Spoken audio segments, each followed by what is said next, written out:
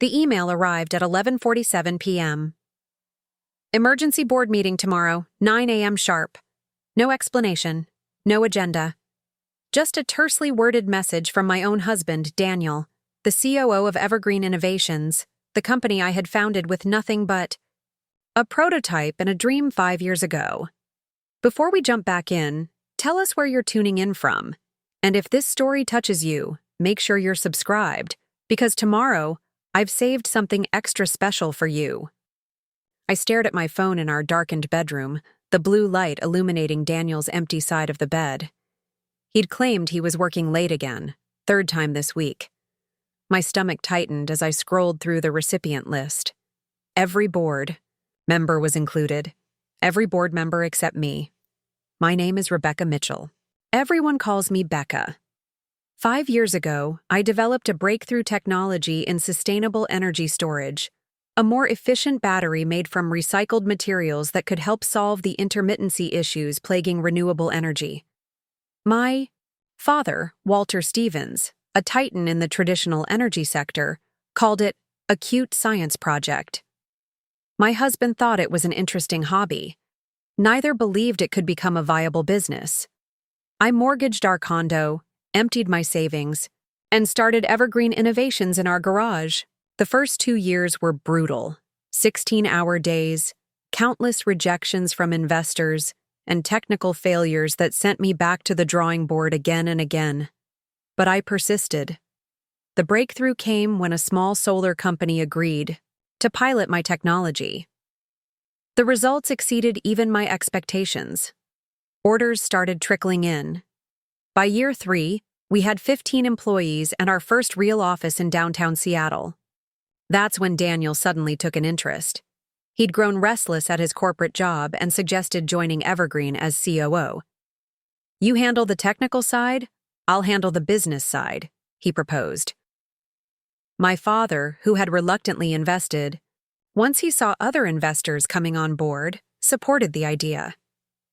"You need someone with real business experience," he insisted. I had my reservations, but I was drowning in operational details while trying to lead product development. Having Daniel take over operations seemed logical. My father joined the board as chairman, leveraging his connections to open doors for us. Evergreen grew rapidly. By our 5th year, we had 75 employees, a beautiful headquarters overlooking Puget Sound, and a growing list of high-profile clients. The first subtle shifts in power were so gradual I barely noticed them. Daniel began excluding me from meetings with key investors. My father started questioning my technical decisions in board meetings. Vendors I'd never approved appeared. On our payroll, when I raised concerns, Daniel would smile that charming smile that had first attracted me to him and say, "Just trust me, honey. I'm just trying to free you up to do what you do best." What I didn't realize was that I was being systematically sidelined in my own company. I slipped out of bed the night of that cryptic email and padded to my home office. Something was wrong, and I needed to understand what before walking into whatever awaited me the next day. I logged into our company server and began combing through emails, meeting notes, anything that might give me a clue. At 2:14 a.m., I found it. A presentation titled Evergreen Restructuring, Confidential, in Daniel's private folder. I hesitated. Before opening it, my heart pounding in my ears. The first slide hit me like a physical blow. Transition plan, leadership realignment. There it was in meticulous detail. A plan to remove me as CEO and reallocate my responsibilities between Daniel and a new chief technology officer they planned to hire. My role would become founder and technical advisor, a figurehead position, with no real power. The architect of this plan? My husband and my father. The very people who should have been my strongest allies. I continued scrolling through the document, my shock turning to cold fury. The justification section cited my lack of business acumen and inability to scale leadership with company growth. They had charts, graphs, and quotes from selected board members supporting their case. They'd been building this case for months. I sat back in my chair, the blue light of my monitor illuminating the room. 5 years of my life. My invention. My vision. My endless nights and scarified weekends. And they were planning to take it all away because they didn't think I was business-minded enough to lead it anymore. I was still staring at the screen when I heard the front door open. Daniel was home. I closed the file and shut down my computer. I couldn't confront him now. Not yet. I needed a plan. As I slipped back into bed and pretended to be asleep, one thing became crystal clear. I would not go quietly. The boardroom was suffocating the next morning. 8 people seated around a gleaming walnut table, all avoiding my eyes as I entered exactly at 9 a.m. Daniel sat at one end, my father at the other. Sophia Williams, our newest board member and the former CFO of a major tech company, gave me a small, puzzled smile. The others, 2 venture capitalists who'd joined in our Series B funding round, our company lawyer Marcus Johnson, and 2 industry experts my father had recruited, studied their tablets with sudden, intense interest. "Becca, thank you for joining us," Daniel said, as if I were a guest in a meeting about the company I had founded. "We have some important matters to discuss regarding Evergreen's future." I took my seat, placing my phone carefully on the table. So I gathered from the rather cryptic meeting invitation. Would someone care to explain why the CEO of this company wasn't consulted before calling an emergency board meeting? My father cleared his throat. "Becca, there's no need for that tone. We're all here because we care deeply about Evergreen's success." "Then let's skip the preamble, Dad," I said, using the paternal title deliberately, watching him wince at the reminder of our relationship in this professional setting. "What exactly is this meeting about?" Daniel launched into a well-rehearsed speech about growth challenges, scaling issues, and the need for organizational maturity. He pulled up the same presentation I had discovered the night before, though with a few slides strategically removed.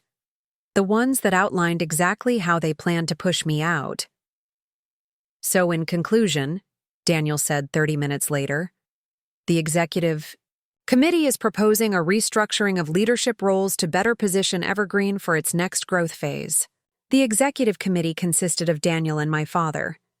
I had been conveniently excluded from that as well.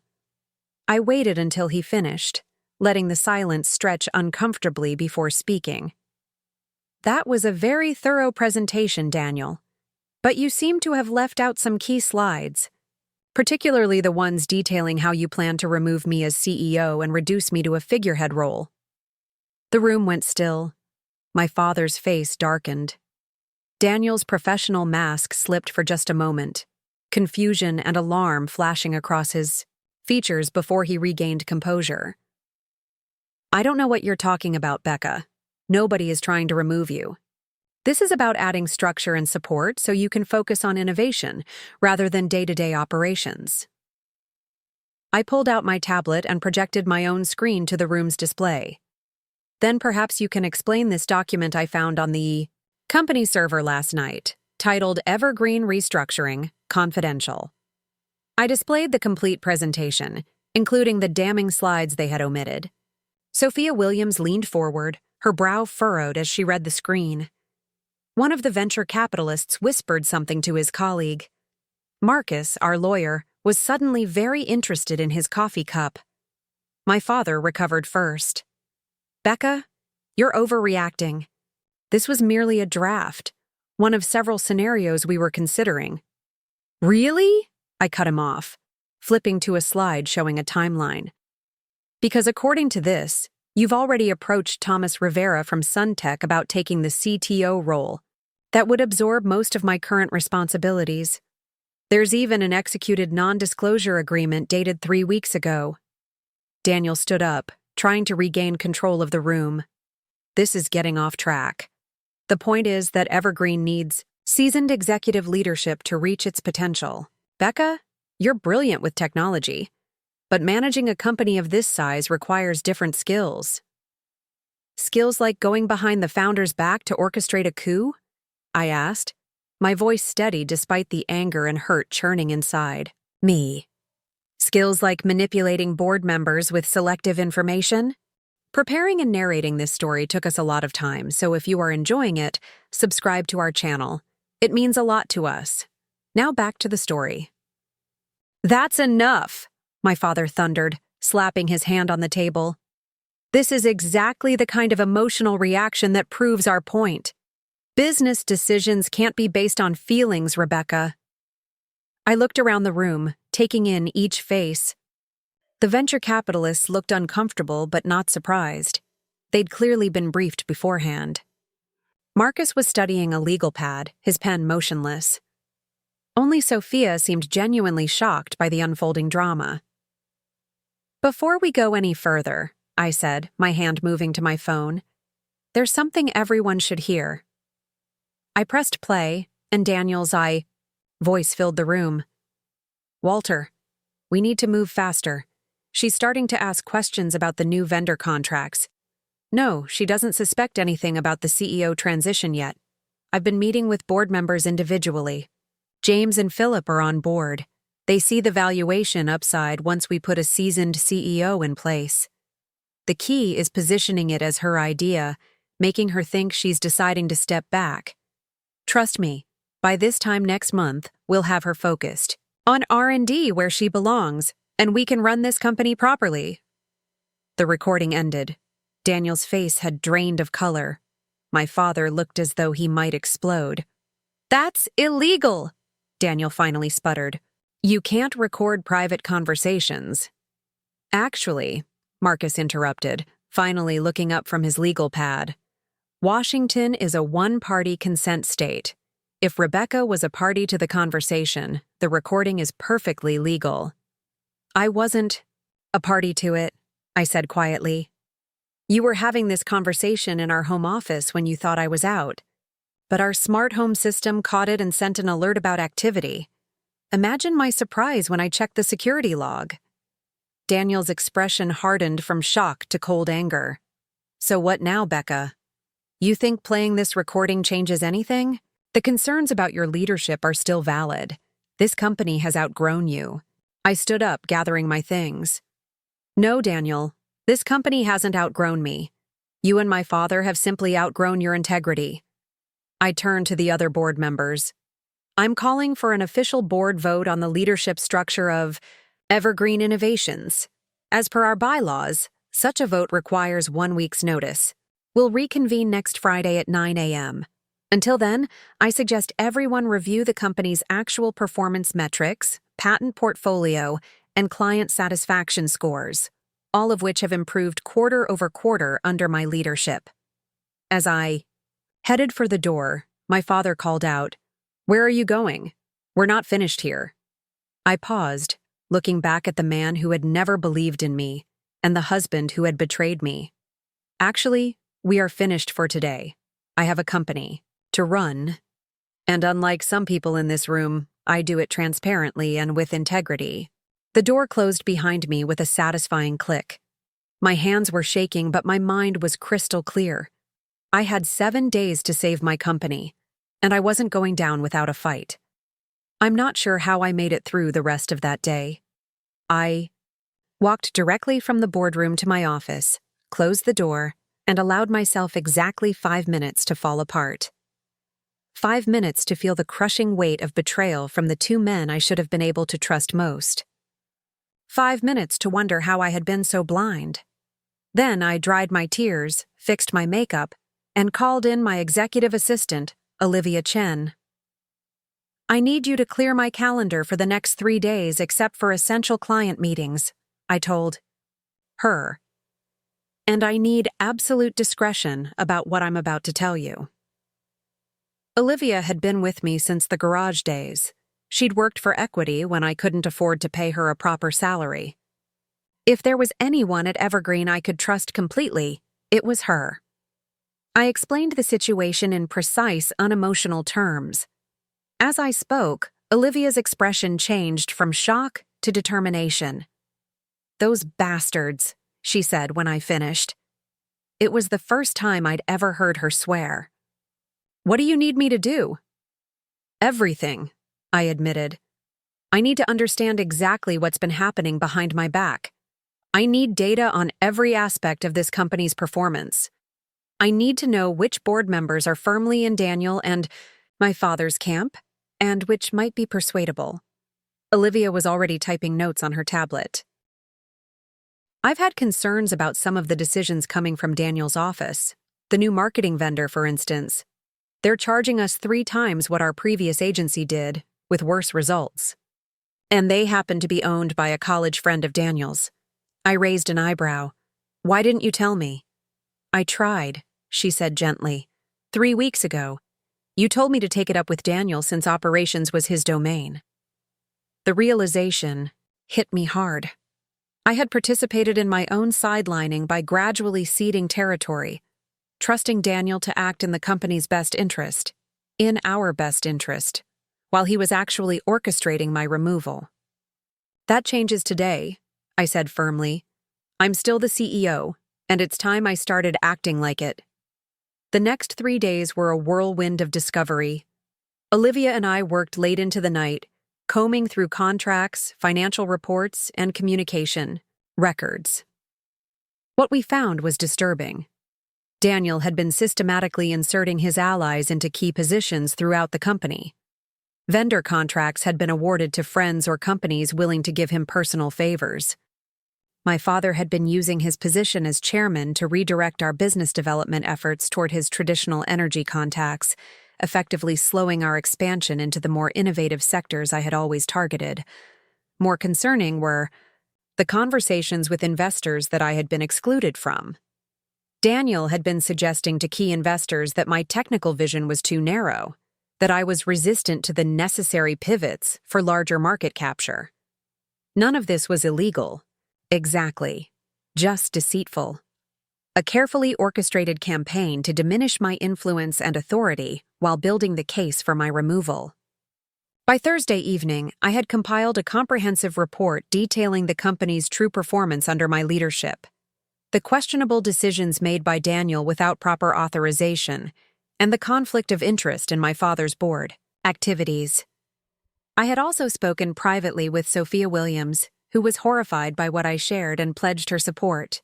Marcus Johnson, our company lawyer, requested a private meeting away from the office. We met at a small coffee shop in a neighborhood far from our usual haunts. I can't officially advise you against other company executives, he said carefully. That would be a conflict of interest. But as someone who was there from the beginning, I felt you should know that I've been increasingly uncomfortable with some of the legal directions I've been given by Daniel and your father. He slid a folder across the table. This isn't coming from me as Evergreen's counsel.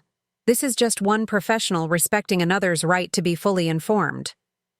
The folder contained draft documents for a holding company structure that would have effectively diluted my ownership and control without my knowledge. It hadn't been implemented yet, but the groundwork was being laid. Thank you, Marcus, I said, my voice steady despite the fresh wave of betrayal I felt. I appreciate your professional courtesy. He nodded, standing to leave. The board meeting tomorrow will be contentious.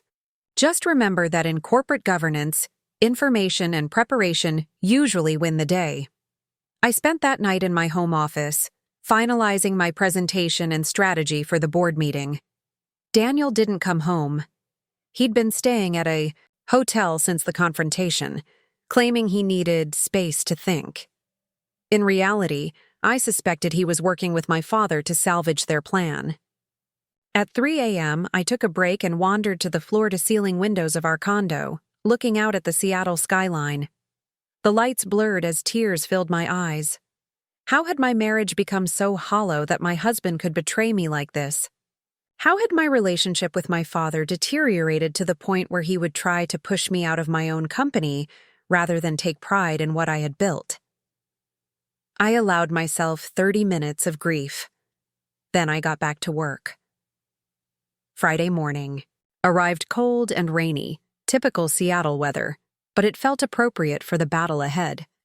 I dressed carefully, a charcoal gray suit, minimal jewelry, hair pulled back in a sleek ponytail. Professional, authoritative, ready for war. I arrived at the office an hour early. Olivia was already there, printer warm from producing the document. Packets I would distribute to each board member. The Evergreen logo gleamed on the cover of each folder, the logo I had designed myself in those early garage days, representing growth and sustainability. "Everything's ready," Olivia assured. "The presentation is loaded on the boardroom system and backed up on your tablet. Coffee and breakfast are ordered. And—" She hesitated, then continued with a small smile. "I may have accidentally scheduled the IT maintenance for Daniel's presentation laptop for this morning." I gave her a grateful look. "What would I do without you?" "Let's make sure you never have to find out," she replied. At precisely 8:55 a.m., I entered the boardroom. The same 8 people from the previous week were seated around the table. Daniel and my father were huddled at one end, looking confident. They had undoubtedly spent the week shoring up their support. They thought they knew exactly how this meeting would go. They were wrong. As the meeting was called to order, I took control immediately. Before we proceed with the vote that was called last week, I'd like to distribute some important information and make a brief presentation. Daniel frowned. "We should follow proper procedure. The motion on the table is—" "The motion," I interrupted, "was for a board vote on the leadership structure of Evergreen Innovations. And as the current CEO, I have the right to present relevant information before that vote takes place." I nodded to Olivia, who began distributing the folders. "What's this?" my father demanded, flipping through the contents. "That, Walter, is a comprehensive analysis of Evergreen's performance under my leadership, including metrics that were conspicuously missing from the presentation given last week." I moved to the head of the table, taking the position my father usually occupied. "It also includes documentation of numerous operational decisions made without proper authorization, conflicts of interest, and actions taken specifically to undermine my authority as CEO." I launched into my presentation, methodically laying out the case for my continued leadership. I presented the growth metrics, the client acquisition numbers, the glowing testimonials from major customers. Then I pivoted to the concerning patterns in Daniel's management, the questionable vendor contracts, the strategic exclusion of me from investor meetings, the gradual insertion of his allies into key positions. And most disturbing of all, I continued, pulling up an email exchange between Daniel and my father, is this discussion of creating a new holding company structure that would have diluted my ownership without my knowledge or consent. Daniel's face had grown increasingly red. "Where did you get that email? You've been spying on company communications?" "No, Daniel, I've been doing my job as CEO by reviewing concerning activities that impact this company's governance." I turned to face the entire board. "The question before us isn't whether Evergreen needs strong leadership. It's whether that leadership should come from the founder who has consistently delivered results, or from 2 individuals who have demonstrated they're willing to put personal control above company interests." Sophia Williams spoke up. "I've reviewed Rebecca's documentation thoroughly, and I find the pattern concerning. At minimum, there appears to be a serious breakdown in communication and transparency." One of the venture capitalists shifted uncomfortably. "Daniel assured us that these restructuring discussions were being conducted with your knowledge, Rebecca." "Clearly they were not," I replied. "And that's precisely the problem. How can a company succeed when its executives are working at cross purposes, hiding information from each other?" My father stood abruptly. "This is ridiculous. Rebecca is twisting normal business operations into some sort of conspiracy. The fact remains that Evergreen needs seasoned business leadership to reach its potential. Her technical skills are valuable, but what, Dad?" I challenged. "Not valuable enough to actually lead? Just valuable enough to exploit while you and Daniel take control?" I turned back to the board. "Let me be very clear. I founded this company. My patents form the core of our technology. Our clients work with us largely because of my technical vision and reputation in the industry. If this board votes to remove me as CEO, I will remain on as required by my contract, but my energy and innovations will go elsewhere when that contract expires. The threat hung in the air. Everyone in that room knew that without my continued technical leadership and future innovations, Evergreen's growth trajectory would flatten dramatically. Daniel tried a different approach, his voice softening. Becca, this doesn't have to be adversarial. We all want what's best for Evergreen. Perhaps we can find a compromise. I offered compromise for years, Daniel. I cut him off. Every time I let you take over another aspect of operations. Every time I deferred to my father's business experience. That approach led us here, to a secret plan to push me out of my own company. So no, I'm not interested in another compromise that gradually diminishes my role. I placed my hands flat on the table and looked each board member in the eye. It's time to vote. The motion is simple. Do you support the current leadership structure with me as CEO? Or do you support the restructuring plan proposed by Daniel and Walter? The venture capitalists exchanged glances. Marcus studied the documentation intently. Sophia nodded slightly to me. Before we vote, Sophia said, I'd like to propose an alternative. Given the serious concerns raised today about transparency and governance, perhaps what Evergreen needs isn't a completely new leadership structure, but rather clearer boundaries and accountability within the current one. She outlined a proposal. I would remain as CEO with full authority over product, development, strategic direction, and client relationships. Daniel would continue as COO, but with more defined limitations and reporting requirements. An independent audit would review the concerning contracts and decisions. And most importantly, my father would step down as chairman, to be replaced by an independent director. A stunned silence followed her proposal. I could support that approach, said one of the venture capitalists finally. The other nodded. Absolutely not, my father thundered. This is my company too. I provided the connections, the credibility. After I had already proven the technology worked, I reminded him. After I had secured our first clients with no help from you. You invested because you didn't want to miss out on the returns. Not because you believed in me. The vote that followed wasn't even close. Sophia's proposal passed 5-2, with only Daniel and my father opposing. As the meeting adjourned, my father stormed out without a word. Daniel lingered, his expression, a mixture of anger and calculation. This isn't over, Becca, he said quietly. The company still needs what I bring to the table. You're right about one thing, I replied. It isn't over, but Evergreen will now move forward with integrity and transparency. Whether you're part of that future is up to you. As I watched my husband walk away, I felt no triumph, only resolve. The company I had built would continue under my leadership. The vision I had fought for would remain intact. But the personal cost had been enormous. I returned to my office to find a small plant on my desk, a miniature evergreen tree with a note from Olivia. Some things grow stronger after a fire. I smiled, touching one of the vibrant green needles.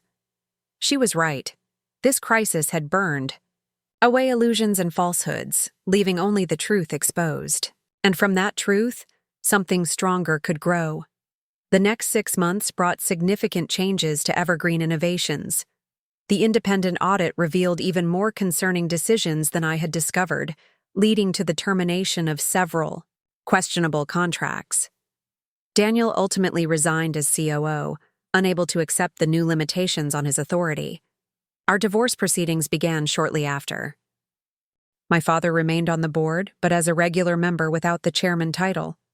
Our relationship remained strained, but a new, cautious respect began to develop as he watched me lead the company through this transition without faltering. Sophia Williams became our new chairperson, bringing valuable perspective and corporate governance experience. Under our restructured leadership, Evergreen secured its largest contract yet, a partnership with a major utility company to deploy our energy storage technology across 3 states. On the 1-year anniversary of that fateful board meeting, we moved into a new headquarters, a completely sustainable building that showcased our technology throughout its operations. As I stood addressing our now 120 employees at the ribbon-cutting ceremony, I could see Olivia in the front row, smiling proudly. Evergreen was founded on a simple belief, I told the assembled crowd, that innovation thrives best when it grows from authentic vision and integrity. The past year tested that belief severely. But standing here today, looking at what we've built together, I can say with certainty that we've proven it true. Later, in my new office with its view of Mount Rainier in the distance, Sophia stopped by with a bottle of champagne. "To surviving a corporate coup," she said, pouring 2 glasses. "To thriving despite it," I corrected, taking one. She studied me for a moment. "You know, when I joined this board, Walter told me you were brilliant but naive, that you needed guidance and protection from the harsh realities of business." I laughed. "And what do you think now?" "I think," she said thoughtfully, "that you're one of the most formidable executives I've ever worked with. You faced betrayal from those closest to you, and instead of crumbling, you used it to build something stronger." I gazed out at the mountain, solid and enduring on the horizon. The hardest part wasn't saving the company. It was accepting that the 2 people I should have been able to trust most were the ones plotting against me. "And yet here you are," Sophia said, raising her glass. "Stronger, wiser, still standing?" "Still growing," I corrected, thinking of the little evergreen tree that still sat on my desk, now twice its original size. That's the thing about being underestimated. When people don't believe you can weather the storm, they never see you coming when you do. We clinked glasses as the setting sun painted the mountain in shades of gold and pink, a beautiful ending to a day that had once seemed impossible.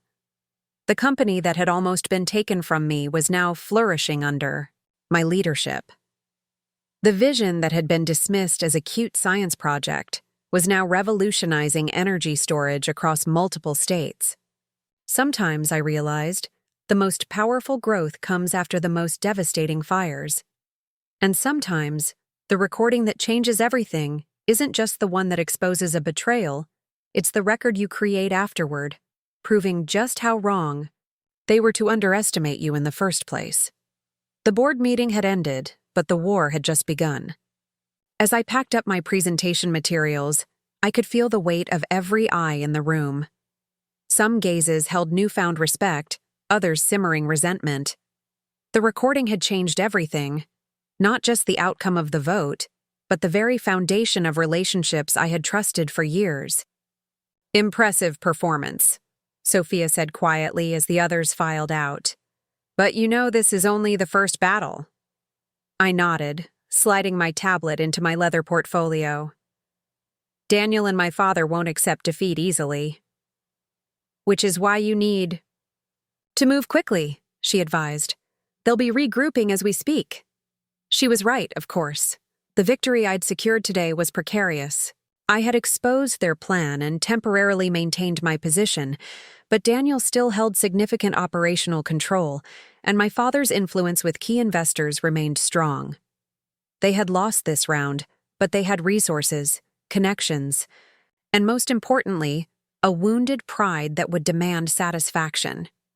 I left the boardroom with my head high, feeling the curious stares of employees who surely sensed the tension radiating from behind those closed doors.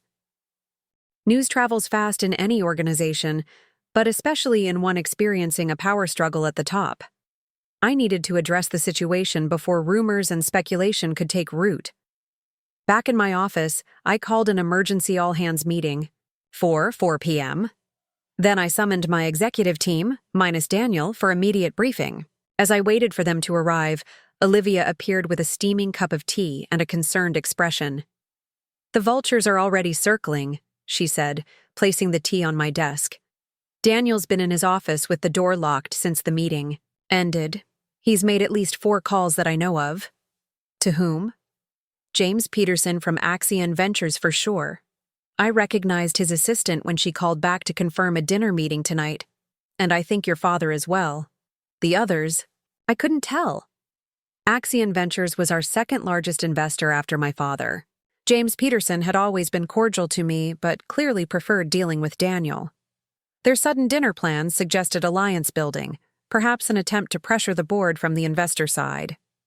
"What's your next move?" Olivia asked. I sipped the tea, letting its warmth steady me. "First, information control. We need our narrative established before Daniel and my father can spin this their way. Then, operational reclamation. I need to understand exactly what's been happening in the departments Daniel has been controlling. And finally, strategic reinforcement. We need allies, both inside and outside the company." My executive team arrived looking nervous. Our Chief Marketing Officer, Eliza Bennett, Chief Financial Officer, Raymond Park, and Head of Engineering, Jason Lau. I'd handpicked each of them, but over the past year, Daniel had cultivated his own relationships with them, often excluding me from their discussions. I wasn't sure where their loyalties truly lay. "Thank you for coming on such short notice," I began. "I'll be direct. This morning, the board voted down a restructuring proposal that would have removed me as CEO and significantly altered our leadership structure. This proposal was initiated by Daniel and Walter without my knowledge." Their expressions ranged from shock to carefully neutral. Only Jason looked genuinely surprised, which told me the others had at least suspected something was brewing. "Moving forward, there will be significant changes in how we operate as a leadership team. Complete transparency will be non-negotiable. I'll be taking a more active role in operations until we can hire a new COO." "A new COO?" Raymond echoed. "So Daniel is leaving?" "That remains to be seen," I answered carefully. "For now, he remains in his position, but with more clearly defined boundaries and reporting structures." I outlined the immediate changes. Daily executive briefings directly with me, a comprehensive review of all vendor contracts and strategic initiatives, and a temporary freeze on any new operational decisions until I could properly assess our current position. "We have an all-hands meeting at 4 p.m., I concluded. "I expect each of you to demonstrate unified leadership, regardless of your personal feelings about today's events. Our employees deserve stability and clear direction." As they filed out, I asked Eliza to stay behind. As CMO, she controlled our public messaging and brand positioning, critical components in the days ahead. "Where do you stand in all this, Eliza?" I asked once we were alone. She hesitated, then sighed. "Daniel approached me 3 weeks ago. He said changes were coming and implied I should align myself accordingly if I wanted to advance." "And did you? Align yourself accordingly?" I told him I'd consider my options. Her gaze was direct now. "But I've been with Evergreen since we had 20 employees. I've watched you build something remarkable. Daniel has skills, yes, but this company reflects your vision, not his." I studied her, looking for any sign of deception.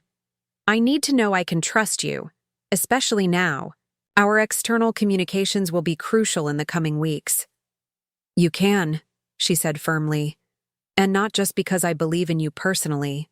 The simple fact is that Evergreen without Rebecca Mitchell isn't Evergreen anymore. It's just another energy storage company without its innovative edge." The all-hands meeting was a masterclass in controlled messaging. I stood before our 75 employees and addressed the situation head-on, without vilifying Daniel or my father directly. "As some of you may have heard, there have been discussions at the board level about Evergreen's leadership structure," I began. "I want to assure everyone that these discussions have been resolved. I remain as CEO, fully committed to our mission of revolutionizing energy storage with sustainable solutions." I acknowledged that organizational changes would be coming. Increased reporting transparency, a review of recent strategic decisions, and a renewed focus on our core technological advantages. Change can be unsettling, I concluded, but Evergreen's foundation remains strong. Our technology is groundbreaking, our team is exceptional, and our vision, a world where renewable energy can be stored efficiently and sustainably, is more important than ever. Throughout my address, I noticed Daniel standing at the back of the room, arms crossed, expression unreadable. He made no attempt to speak, which was telling in itself. The power dynamic between us had shifted dramatically in just a few hours, and he was recalculating his position. The next morning, I arrived at the office at 6 a.m., determined to get a head start before the day's inevitable confrontations began. To my surprise, Daniel was already there, sitting in the small conference room adjacent to my office, reviewing documents. "Early start," I commented, pausing in the doorway. He looked up, his expression neutral. "We need to talk, Becca." "I agree." I entered and closed the door behind me. "But first, I should inform you that all of our conversations going forward should be considered on the record." A flash of anger crossed his face. "Is that really necessary? Despite what you may think, I'm not the villain in this story. And yet you secretly planned to remove me from my position while presenting a very different face to me at home. So yes, I think it's necessary." He sighed, running a hand through his hair, a gesture that had once seemed endearing, but now looked calculated, part of the charming persona he had cultivated. "What happened at the board meeting was unfortunate," he said finally. "Things escalated, in ways I hadn't intended. Walter pushed for a more aggressive approach than I was comfortable with." "Don't," I cut him off. "Don't try to rewrite history or distance yourself from actions that are thoroughly documented. You were the architect of most of this plan. My father provided the leverage, but the strategy had your fingerprints all over it." "Fine," he conceded, dropping the conciliatory act. "Yes, I believed, and still believe, that Evergreen needs different leadership to reach its potential. The board disagreed, at least for now. So the question is, where do we go from here?" "That depends on you," I replied. "I'm prepared to continue working with you as COO under the new parameters established by the board. Complete transparency, clearly defined authority boundaries, regular reporting. If you can operate within those constraints, we can move forward professionally. And if I can't, then you should resign." He studied me with narrowed eyes, as if seeing me for the first time. Perhaps he was. The woman he had married, the technical founder he had thought he could easily manipulate, had revealed herself to be more formidable than he had calculated. "I'll need time to consider my options," he said eventually. "Of course. Take the weekend. I expect your decision by Monday morning." As he stood to leave, he paused. "Your father is furious. You—" "No. He sees this as a personal betrayal." I met his gaze steadily. Considering he was planning to betray me first, I find that rather ironic. After Daniel left, I turned my attention to the mountain of work ahead. The more I looked into the operations he had been controlling, the more concerning patterns emerged. Vendor contracts with inexplicably high fees, strategic initiatives that diverted resources from our core technology development, systematic exclusion of certain departments, particularly engineering, from decision-making processes. It wasn't embezzlement or fraud, Daniel was too smart for that, but it was a clear pattern of decisions that consolidated his control while gradually diminishing the company's reliance on my technical leadership. If his plan had succeeded, he would have been able to argue that I had already been effectively removed from day-to-day operations with no negative impact. By noon, I had requested detailed reports from each department head and scheduled individual meetings throughout the following week. I needed to re-establish relationships with the teams that had been gradually pulled into Daniel's orbit, to remind them of the vision that had brought many of them to Evergreen in the first place. My phone buzzed with a text message from an unknown number. "Coffee 2 p.m., Westlake Park. Important information about EI, come alone." I showed the message to Olivia, who frowned. Could be a trap, or a distraction. Or it could be someone with helpful information who doesn't want to be seen meeting me, I countered. "Either way, I need to know." "Then I'm coming with you," she insisted. "I'll stay at a distance, but close enough to intervene if necessary."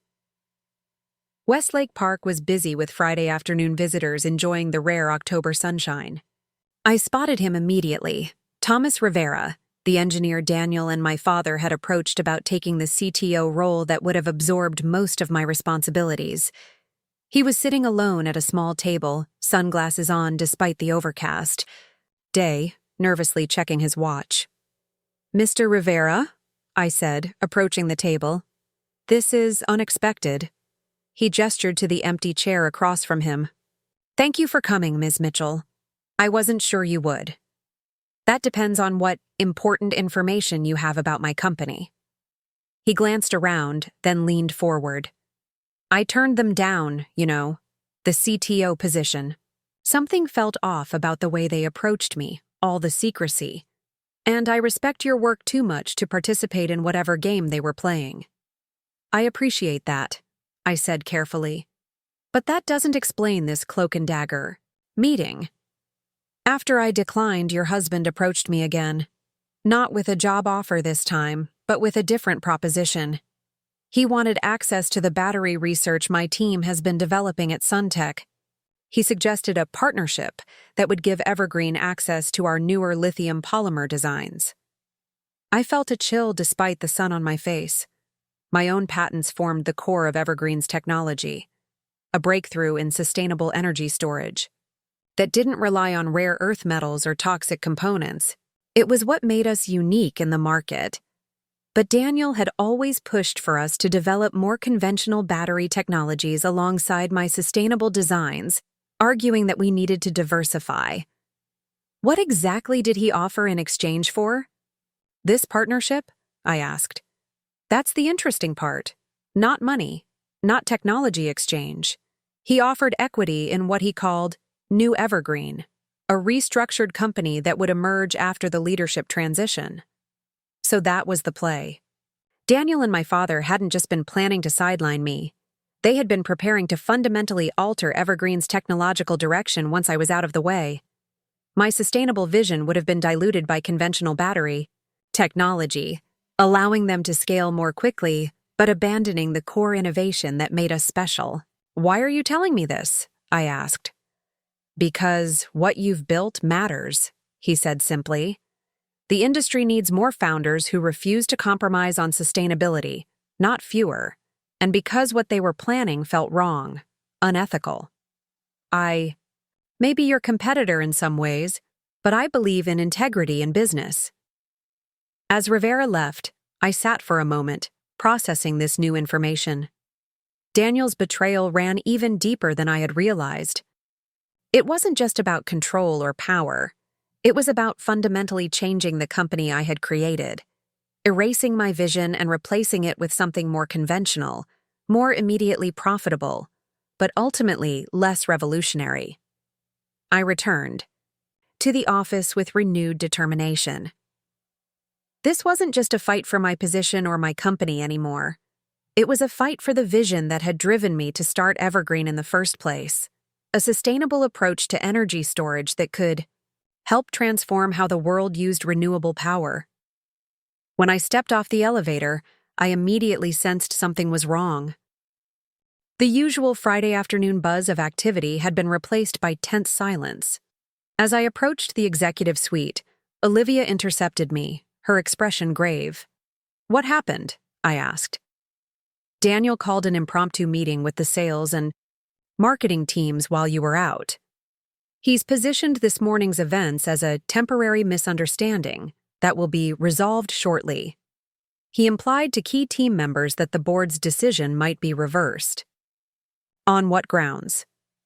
He mentioned concerns from major investors and suggested that another board meeting might be called once the full financial implications were made clear.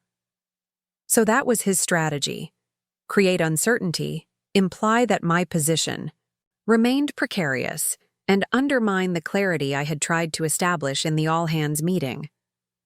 Classic destabilization tactics. Where is he now? He left about 20 minutes ago. Said he had an external meeting. Probably with my father and James Peterson from Axion Ventures, I thought, building their coalition. I spent the rest of the afternoon meeting individually with the team members Daniel had spoken to, clarifying the board's decision and my continuing role as CEO. Most seemed relieved by the direct communication, though a few, particularly those Daniel had personally hired, remained noticeably reserved. By 7 p.m., I was exhausted, but satisfied that I had contained the immediate damage.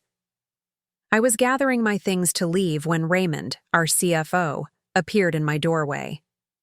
"Do you have a minute?" he asked, his usually confident demeanor subdued. Of course. What's on your mind, Raymond?" He closed the door and took a seat across from me. "There's something you should know. About 6 weeks ago, Daniel asked me to prepare financial projections for a presentation to private investors. Not our current investors, new ones he was approaching independently." I felt a spike of alarm. "What kind of projections?" "Aggressive. Growth scenarios based on a significant technological pivot. The models assumed we would be licensing conventional battery technology and gradually shifting away from your sustainable designs except as a specialty product line." It confirmed what Rivera had told me.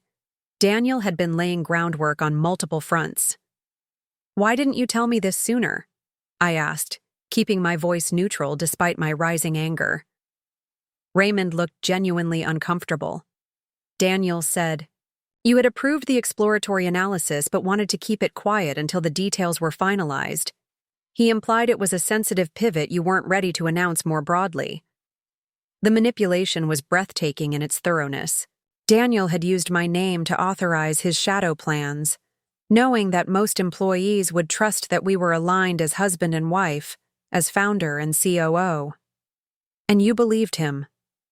"I had no reason not to," Raymond said defensively. "You two presented a united front in all our executive meetings. He spoke for you often when you weren't present, and you never contradicted him. The boundaries weren't clear." He was right, and the realization stung. I had allowed those boundaries to blur, had tacitly granted Daniel authority to speak for me by not more actively maintaining my leadership visibility. The technical work I loved had become an excuse to withdraw from the business operations that Daniel had seemed more than willing to handle. "I'm telling you now because I want you to know where I stand," Raymond continued. "I believe in the company you founded, Rebecca, the sustainable vision, the ethical approach. If we're choosing sides, I'm on yours." After Raymond left, I remained at my desk, thinking about the path forward. The immediate crisis had been averted, but the underlying issues remained. Daniel still held significant operational control. My father still wielded influence with key investors. And most concerning, the foundation of trust within the company had been severely damaged. I needed to reclaim not just my authority, but the heart and soul of Evergreen, the vision that had inspired our earliest employees and attracted our most loyal customers. My phone rang. My father's number. After a moment's hesitation, I answered. "Hello, Dad." "This isn't over, Rebecca." His voice carried the cold authority that had intimidated me since childhood. "You've made a serious mistake going public with private board discussions. The investors won't stand for this kind of drama." "Is that why you're calling? More threats?" "I'm calling to give you one last chance to be reasonable. Step back gracefully. Take the technical advisory role. Let Daniel and the new CTO handle the business aspects. Everyone saves face, and the company thrives." "The board already voted against that plan," I reminded him. "Or did you forget this morning's meeting?" Boards can change their minds when presented with new information, like the fact that Axion Ventures is reconsidering their next funding round based on recent events. So that was what Daniel's dinner meeting had accomplished. Leveraging James Peterson's influence to pressure me through threatened withdrawal of funding. If Axion's support depends on removing the founder whose technology makes this company valuable in the first place, perhaps we need different investors, I said, surprised by the steadiness in my voice. "Don't be naive," my father snapped. "Funding is the lifeblood of a growing tech company. Without Axion's next round, your expansion plans are dead in the water. Then we'll find alternative funding. From investors who believe in our core vision, not just quarterly returns." He made a dismissive noise. "Good luck with that." Sustainable technology is a nice marketing angle, but serious investors want serious returns. Daniel understands that. You never have. After we hung up, I sat in my darkened office, the skyline of Seattle glittering beyond my window. My father's words echoed in my mind, old doubts stirring beneath my newfound resolve. Had I been naive? Was my commitment to sustainable technology limiting Evergreen's potential? Would my stand against Daniel and my father ultimately harm the company I had sacrificed so much to build? My phone buzzed with a text from Sophia. "How are you holding?" "Up," I typed back. "Dealing with aftershocks. Daniel's already campaigning with the team. My father's threatening investor issues."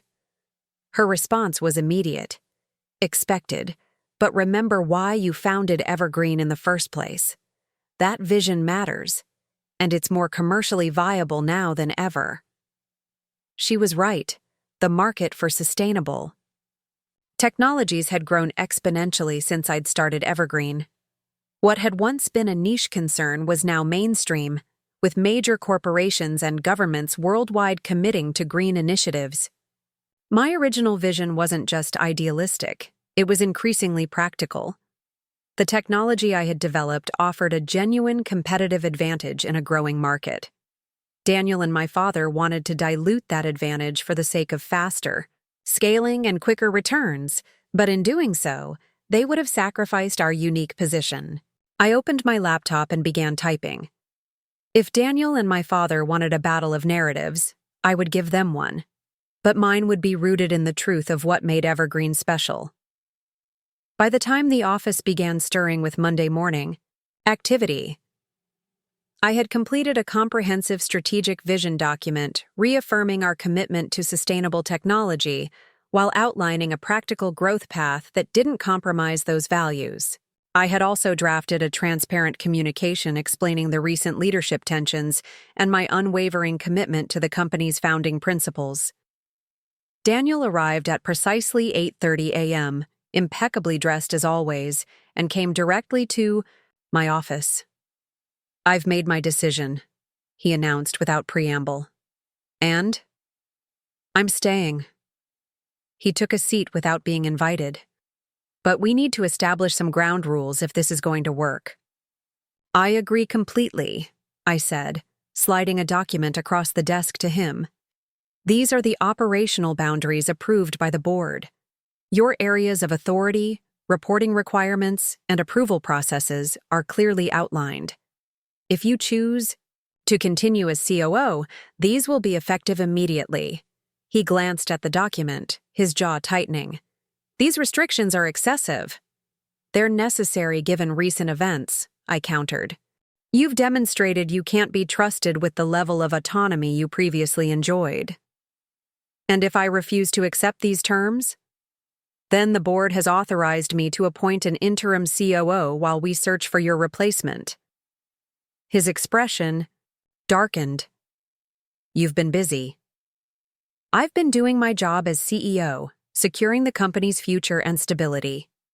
He stood, leaving the document untouched on my desk.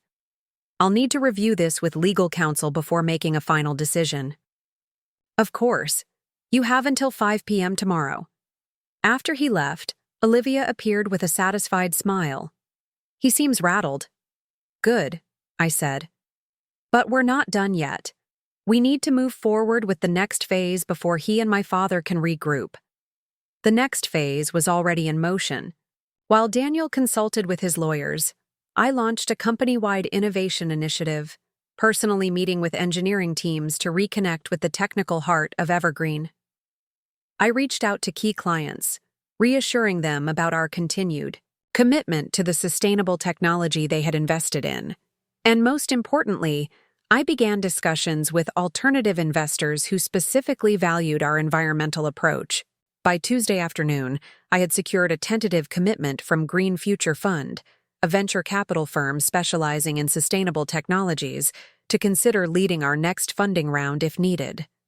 Their interest validated my belief that Evergreen's value lay in its unique approach, not in diluting that approach for faster growth. At 4:55 p.m., Daniel appeared in my office doorway, his expression unreadable. "I've reviewed the operational boundaries with my attorney," he said, placing a document on my desk. "I've made some proposed amendments." I glanced at the marked-up document.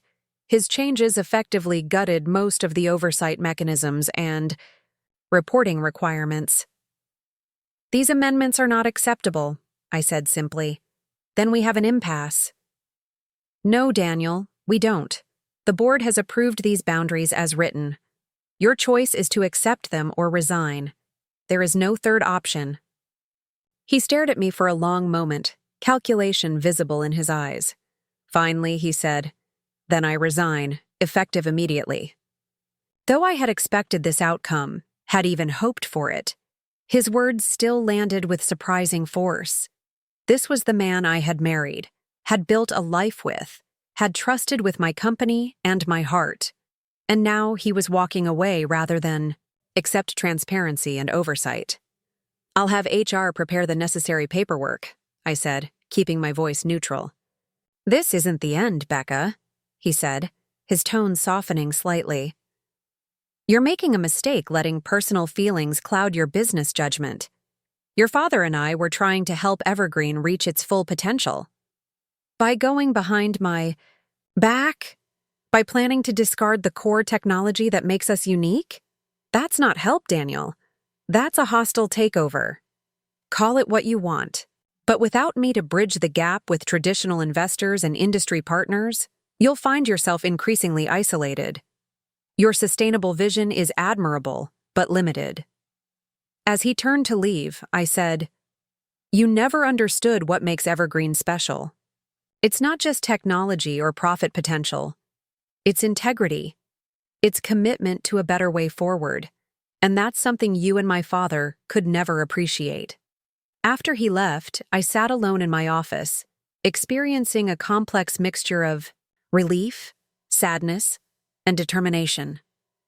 Daniel's departure marked the end of a chapter, both professionally and personally, but it also created space for something new to grow. That evening, I called an emergency executive team meeting to announce Daniel's resignation and outline our path forward. I appointed Jason, our head of engineering, as interim COO while we conducted a proper search. "We're entering a new phase. For Evergreen," I told the assembled team. "One that recommits to our founding vision while establishing stronger governance and transparency. The road ahead won't be easy. Daniel and my father still hold influence with certain investors and industry partners. But we have something more valuable, genuine innovation that addresses one of the most pressing challenges of our time." As the meeting concluded, Eliza lingered behind. "Daniel just posted about his departure on LinkedIn. He's framing it as a strategic divergence of vision and hinting at new ventures in the energy storage space." I had expected as much. Let him spin it however he wants. We'll focus on results, not narratives. The weeks that followed were among the most challenging and rewarding of my professional life. Without Daniel's opposing force within the company, I was able to realign our operations with our core vision, refocusing resources on advancing our sustainable technology, rather than diluting it with conventional approaches. The threatened withdrawal of Axion Ventures funding materialized as my father had warned, creating temporary financial pressure. But the tentative interest from Green Future Fund developed into a solid commitment, not just matching Axion's planned investment, but exceeding it by 20%. Their public announcement of the investment included a strong endorsement of Evergreen's sustainable approach, sending a powerful signal to the market. My father maintained his board seat but attended meetings remotely, his influence noticeably diminished. Our relationship remained strained, limited to formal business interactions, each of us unsure how to bridge the chasm that had opened between us, or if it should be bridged at all. 6 weeks after Daniel's departure, I received an unexpected call from Thomas Rivera, the engineer who had warned me about Daniel's technological pivot plans. "I've been following Evergreen's progress," he said. "Your recommitment to sustainable storage solutions is impressive. There's actually something I'd like to discuss with you a potential collaboration rather than competition. My team has developed some complementary technology that might integrate well with your systems. The call led to a promising partnership discussion. Not the equity arrangement Daniel had proposed, but a genuine technological collaboration that respected both companies' independence and shared commitment to sustainability. As I hung up, Olivia appeared in my doorway. The new investor presentation is ready for your review. And Sophia called. The board meeting next week has been confirmed. She says your position as CEO will be formally reaffirmed with expanded authority. I smiled, feeling for the first time in months that Evergreen was truly back on course. The Pâtisserie company I had founded was not just surviving but thriving, its core vision intact, its future bright. The crisis that had begun with a late-night email and a secret restructuring plan had ultimately strengthened both the company and my own leadership. By facing betrayal with determination rather than defeat, I had rediscovered the purpose that had driven me to create Evergreen in the first place. As Seattle's winter rain tapped against my office window, I found myself reflecting on a simple truth. Sometimes the greatest threats to our vision come from those closest to us, those we trust to share and protect that vision. But in defending what matters most, we often discover strengths we never knew we possessed. I opened my laptop and began drafting a new company-wide message, not about the past conflicts, but about the future we were building together. A future where sustainability and success went hand in hand. A future that remained true to the vision that had started in a garage 5 years earlier, when everyone except me had seen only a cute science project instead of a revolution in the making. The revolution was still underway, and this time, nothing would stand in its way. 3 months after Daniel's resignation, Evergreen Innovations had found its new rhythm. Our partnership with Green Future Fund had stabilized our finances and brought in board members who genuinely supported our sustainable vision. Our core technology was advancing rapidly under Jason's leadership as interim COO, with 2 new patents filed and a major contract secured with the Pacific Northwest's largest utility company.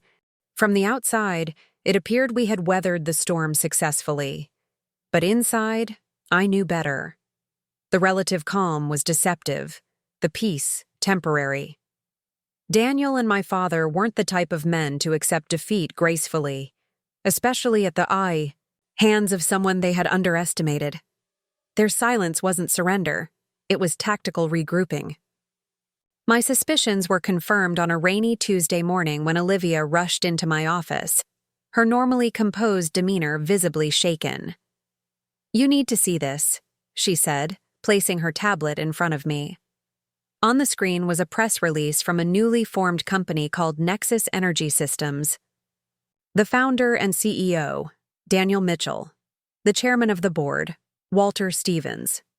The company description made my stomach clench. Pioneering next-generation energy storage solutions that balance innovation with market reality.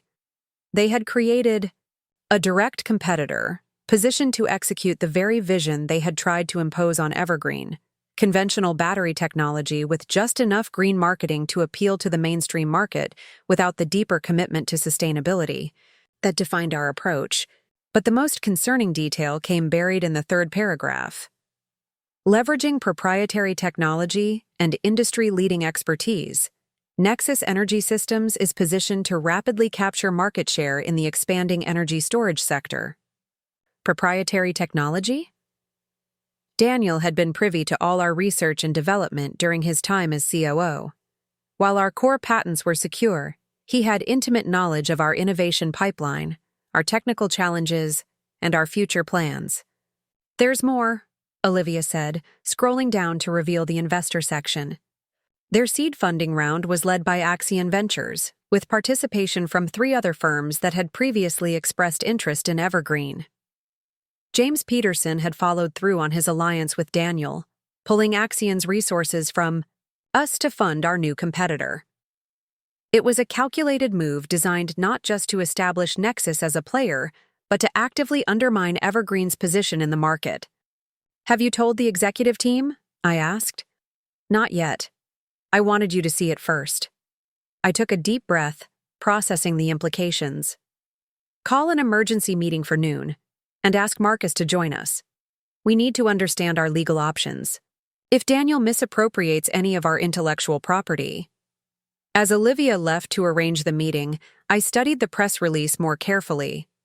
The language was carefully crafted to imply innovation without making specific claims that might trigger intellectual property concerns. Daniel had always been skilled at navigating legal boundaries, and this announcement reflected that savvy. More concerning was the list of initial hires: 3 former Evergreen engineers who had been particularly close to Daniel, including one who had been working on a promising new electrode design before abruptly resigning 2 weeks after Daniel's departure. At the time, I had attributed it to natural post-leadership turnover. Now, I recognized it as the first move in a coordinated plan. At noon, our executive team gathered in the conference room, faces grim as I shared the news. "This isn't just competition," I explained. "This is a deliberate attempt to replicate our business model while avoiding our commitment to sustainability. They're positioning themselves as the practical alternative to our approach." Eliza, our CMO, nodded. "Their messaging is clever. They're not attacking sustainability directly, just implying that our commitment to it makes us less commercially viable." The phrase "balancing innovation with market reality" is a direct dig at us. "What can they actually build?" Jason asked. "Daniel knows our processes, but the core technology is patented." Marcus, our lawyer, leaned forward. "That's the concerning part. Patents protect specific implementations, but not broader concepts or approaching innovations. Daniel can't copy our existing technology directly, but he can use his knowledge of our research directions to develop parallel solutions that achieve similar results through technically different approaches. And he knows exactly which technical challenges we've struggled with," Jason added, the implication clear. Daniel could focus Nexus's resources on developing workarounds to problems that had taken us years to solve. "What about the non-compete clause in his contract?" I asked Marcus. He grimaced. "It's complicated. The clause exists, but it has geographical and scope limitations that Daniel's lawyers will exploit, and enforcing it would require protracted litigation that could drain resources we need elsewhere." The room fell silent as the full picture emerged. This wasn't just about Daniel starting a competing business. It was a carefully orchestrated campaign to position Nexus as everything Evergreen could have been without what they would frame as my idealistic limitations. With my father's connections, Axion's funding, and Daniel's knowledge of our inner workings, they presented a formidable threat. "So, what's our response?" Raymond asked, breaking the silence. I stood, moving to the whiteboard. "We fight on multiple fronts. First, legal protection. Marcus, I need a comprehensive review of all our intellectual property and an assessment of our enforcement options if they cross any lines."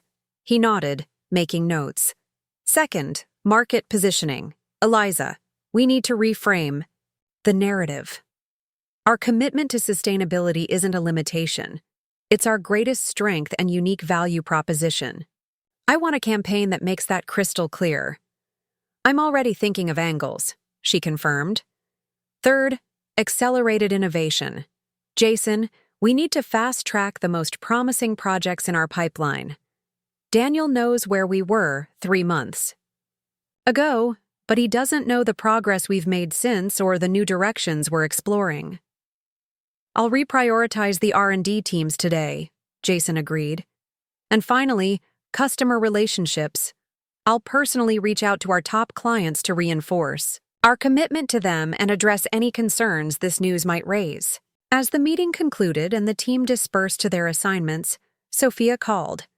She had seen the announcement. "This is personal," she said without preamble. "They're not just building a business. They're trying to prove you wrong." "I know," I acknowledged. "The question is how to respond without letting it become the kind of distraction they want it to be." By staying focused on what made Evergreen special in the first place, she advised. Daniel and your father are betting that the market prefers compromise over commitment when it comes to sustainability. Prove them wrong. Over the next few weeks, Nexus Energy Systems dominated industry conversation. Their launch was sophisticated and aggressive, with Daniel giving interviews positioning Nexus as the practical innovator in energy storage. Without directly criticizing Evergreen, he consistently emphasized themes of market reality and scalable solutions that implicitly questioned our approach. My father was more direct in his rare public comments, suggesting that idealism without business acumen leads nowhere, and that true environmental impact requires commercial success at scale. The message was clear. Evergreen was a well-intentioned but commercially limited venture, while Nexus represented the pragmatic future of energy storage. The market responded with predictable uncertainty. Our stock price fluctuated as analysts debated the implications of this new competitive landscape. Some of our pending contracts were delayed as potential clients adopted a wait-and-see approach, wanting to evaluate Nexus's offerings before committing to Evergreen's technology. It was exactly the destabilization Daniel and my father had intended. By creating uncertainty in the market, they hoped to force us into a defensive posture, reacting to their moves rather than advancing our own vision. I refused to take the bait. Instead of engaging in a public back and forth that would only amplify their message, we accelerated our product development and deepened our customer relationships. I personally met with our top 20 clients, not to discuss Nexus, but to share our expanded vision for truly sustainable energy storage and gather their input on future innovations. The strategy began to yield results. While some potential clients remained hesitant, our existing customer base expressed renewed commitment to our approach. The Pacific Northwest utility contract proceeded on schedule, providing a powerful case study of our technology's real-world impact. 6 weeks after Nexus's launch, they announced their first product, an energy storage system that claimed 15% greater efficiency than current market alternatives, with a carefully worded commitment to reducing environmental impact. The technical specifications revealed an approach that incorporated some sustainable elements, but relied primarily on conventional lithium-ion technology with incremental improvements. Jason studied their technical documentation carefully. "It's exactly what we expected," he concluded. "They've taken conventional technology, added a few green features for marketing purposes, and positioned it as revolutionary. The efficiency claims are probably accurate for specific use cases, but they're misleading when applied broadly." "Can we counter those claims?" I asked. "With data? Yes. Our technology outperforms theirs on total environmental impact, life cycle costs, and performance in key operational scenarios. But they've chosen their metrics carefully to highlight their advantages and obscure their limitations." It was classic Daniel, technically accurate, but fundamentally misleading. And effective. The announcement triggered another round of market uncertainty, with several industry publications running comparison articles that accepted Nexus's framing of the competition. Our communications team worked overtime to reframe the conversation, emphasizing metrics that highlighted our sustainable advantage. But in a complex technical field, nuanced rebuttals struggled to counteract simple efficiency claims. However selective those claims might be.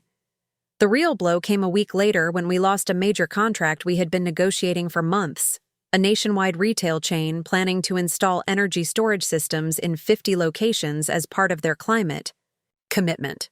The official explanation cited evolving technology options and a need to reassess implementation timelines, but unofficial channels confirmed they had switched to Nexus after an aggressive pitch from Daniel personally.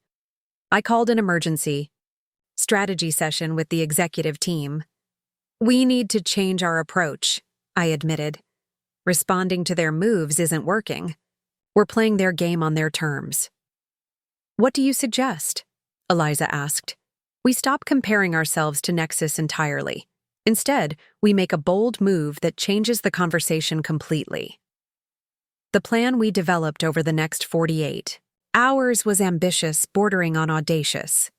Instead of competing with Nexus on incremental improvements to existing technology, we would accelerate the development of our next-generation storage solution, a breakthrough approach we had been researching but hadn't planned to bring to market for another 18 months. The new technology, which we called Evercell, represented a fundamental advance in sustainable energy storage, a completely recyclable system using abundant non-toxic materials with energy density approaching lithium-ion batteries but without the environmental and supply chain concerns. We had proven the concept in the lab, but hadn't yet scaled it for commercial production. "This is risky," Raymond cautioned. "Accelerating development means additional R&D costs we hadn't budgeted for this year. And we'll be making public commitments to technology that's still evolving," Jason added. "If we hit unexpected technical challenges, we could miss announced timelines." "I understand the risks," I acknowledged. "But continuing our current strategy means fighting a battle of perception that Daniel is better positioned to win. We need to change the game entirely." After thorough discussion, the team aligned behind the plan.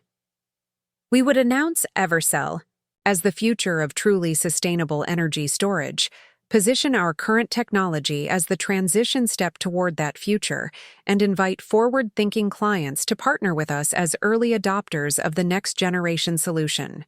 The announcement was scheduled for the annual Clean Energy Summit, where I was already slated to deliver a keynote address. It would give us the perfect platform to shift the industry conversation from incremental efficiency to transformational sustainability. In the weeks leading up to the summit, we worked around the clock to prepare. Jason's engineering team refined the Evercell prototype to demonstrate key capabilities. Raymond secured additional financing to support the accelerated development timeline. Eliza crafted messaging that positioned Evercell not just as a product, but as a paradigm shift in energy storage. 2 days before the summit, I received an unexpected message. My father wanted to meet, alone. We arranged to meet at a small cafe equidistant between our offices. He was already seated when I arrived, looking older than I remembered, the strain of recent months evident in the new lines around his eyes. "Thank you for coming," he said as I took the seat across from him. "What's this about, Dad?" He stirred, his coffee uncharacteristically hesitant. "I've heard rumors about a major announcement from Evergreen at the summit. I wanted to talk to you before things escalate further." "If you're here to gather competitive intelligence, you're wasting both our time," I said, making a move to stand. "No, Rebecca, please." He gestured for me to stay. "This isn't about Nexus. It's about us. About this situation that's spinning. Out of control." I settled back into my seat, wary but curious. "Go on." "This competition between Evergreen and Nexus, it's becoming destructive. For the companies, for the market, for our family. You and Daniel created this situation," I reminded him. "You tried to push me out of my own company. And when that failed, you established a direct competitor specifically designed to undermine us." He sighed. "I know how it looks, but our intentions were what, exactly? To prove me wrong?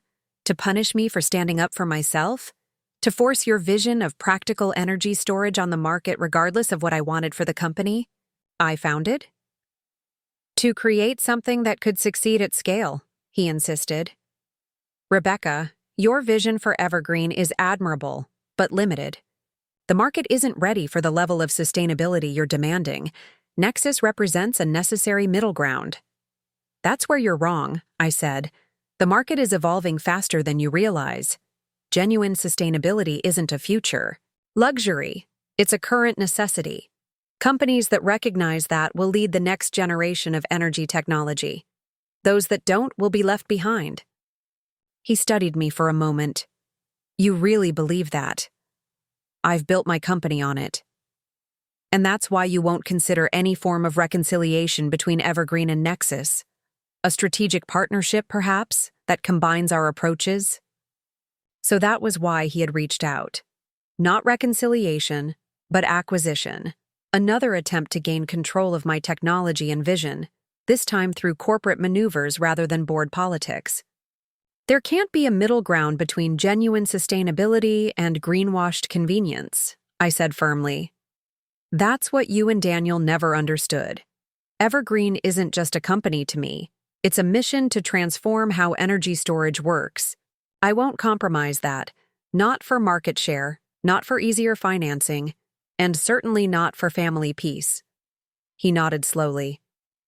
Then I suppose we'll see you at the summit. He stood to leave, then paused. For what it's worth, I am proud of what you've built, Rebecca. I just wish you could see beyond your own vision to the larger opportunities. My vision is the larger opportunity, I replied. And after the summit, I think more people will understand that. As he walked away, I felt a complex mixture of emotions. Sadness for the relationship we might have had if he had trusted my judgment, determination to prove the validity of my approach, and a surprising sense of clarity about the path forward. The meeting had confirmed what I had suspected. Daniel and my father were concerned enough about our next move to attempt preemptive negotiation. They knew something big was coming.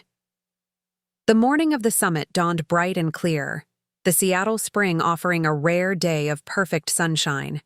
The venue was packed with industry leaders, investors, policymakers, and media, the most influential gathering in clean energy technology of the year. Daniel and my father were there, of course, seated prominently near the front.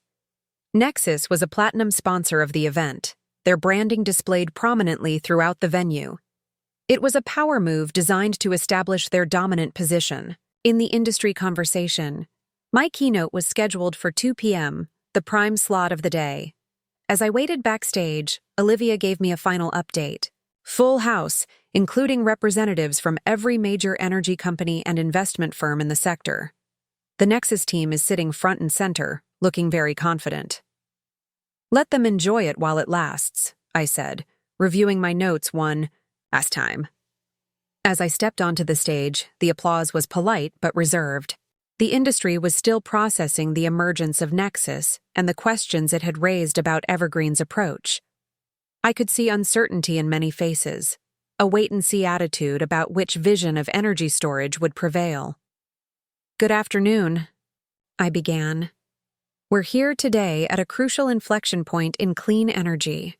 For too long, we've accepted the false dichotomy between environmental responsibility and commercial viability. We've been told that compromise is necessary, that we can be green or we can be profitable, but achieving both requires settling somewhere in the middle. I paused, making eye contact with my father in the front row. Today, I'm here to tell you that dichotomy is not just false, it's dangerously outdated. The future doesn't belong to those who compromise on sustainability for short-term market advantage. It belongs to those who recognize that true sustainability is the market advantage. For the next 20 minutes, I outlined the fundamental shifts occurring in energy markets, regulatory environments, and consumer preferences, all pointing toward a future where genuine sustainability would be the baseline expectation, not a due premium feature. Which brings me to the announcement I'm here to make today, I continued. Evergreen Innovations is proud to introduce Evercell, the first truly sustainable, closed-loop energy storage system designed for the circular economy. The screens behind me illuminated with technical specifications, comparative metrics, and demonstration videos of the prototype in action. The room's energy shifted perceptibly as the implications became clear. This wasn't an incremental improvement, but a fundamental reimagining of how energy storage could work. Evercell uses no rare earth metals, no toxic components, and is designed for complete recyclability at end of life.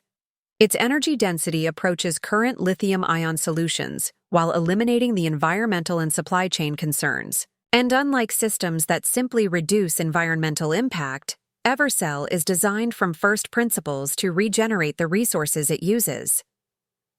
I detailed the performance metrics, cost projections, and timeline for commercial availability. Then, I announced the Early Adopter Partnership Program, offering select companies the opportunity to collaborate on pilot implementations ahead of the general market release. We already have commitments from 3 Fortune 100 companies and 2 major municipal utilities to join this program, I revealed. Together, we're not just improving energy storage, we're transforming it.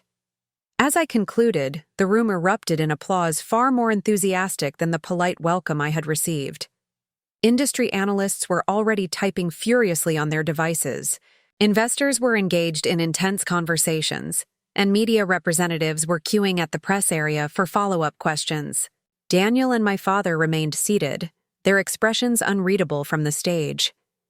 But their body language told the story, the slight stiffness in their postures, the way they leaned together in quiet conversation rather than joining the excited discussions happening around them. They had expected an incremental response to their challenge, not a paradigm-shifting announcement that fundamentally changed the competitive landscape. The remainder of the summit became a whirlwind of activity. Our booth was constantly surrounded by potential clients, investors, and partners eager to learn more about Evercell. The technical sessions featuring our engineers were standing room only. And most tellingly, the conversations throughout the venue had shifted from comparing Evergreen and Nexus to discussing the implications of the Evercell approach for the entire industry. Late that evening, as the summit's first day concluded, Sophia found me in a quiet corner taking a rare moment alone. "That," she said with a smile, "was masterful. You didn't just counter their move, you made it irrelevant." "That was the idea," I acknowledged. Fighting on their terms meant accepting their framing of the debate. We needed to establish our own terms. Well, it worked.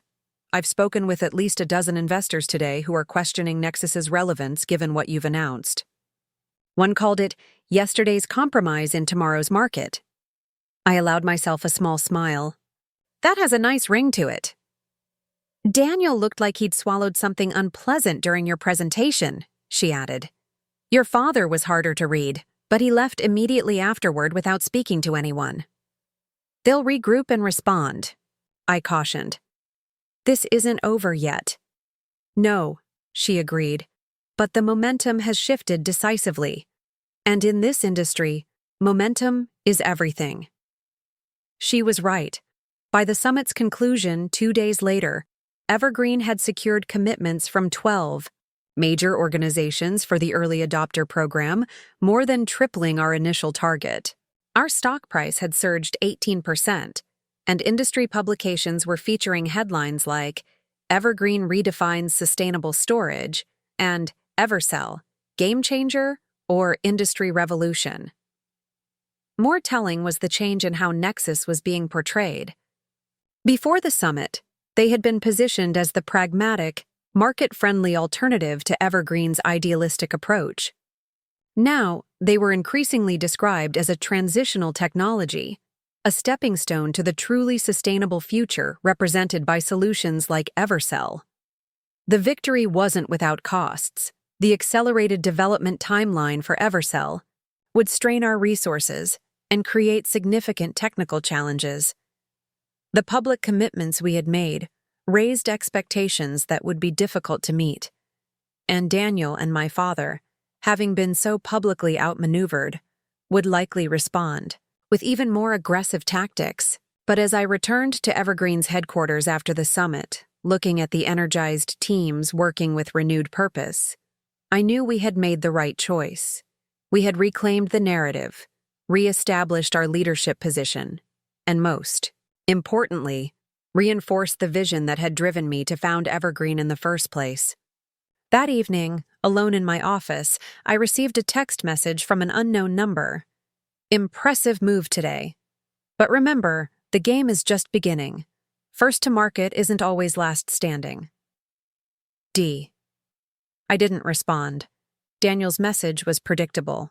A reflexive need to have the last word, to imply that he remained in control despite the day's events. But the fact that he felt compelled to send it at all revealed more than he intended. For the first time since this conflict began, He was reacting to my moves rather than the other way around. The balance had shifted, and I intended to keep it that way.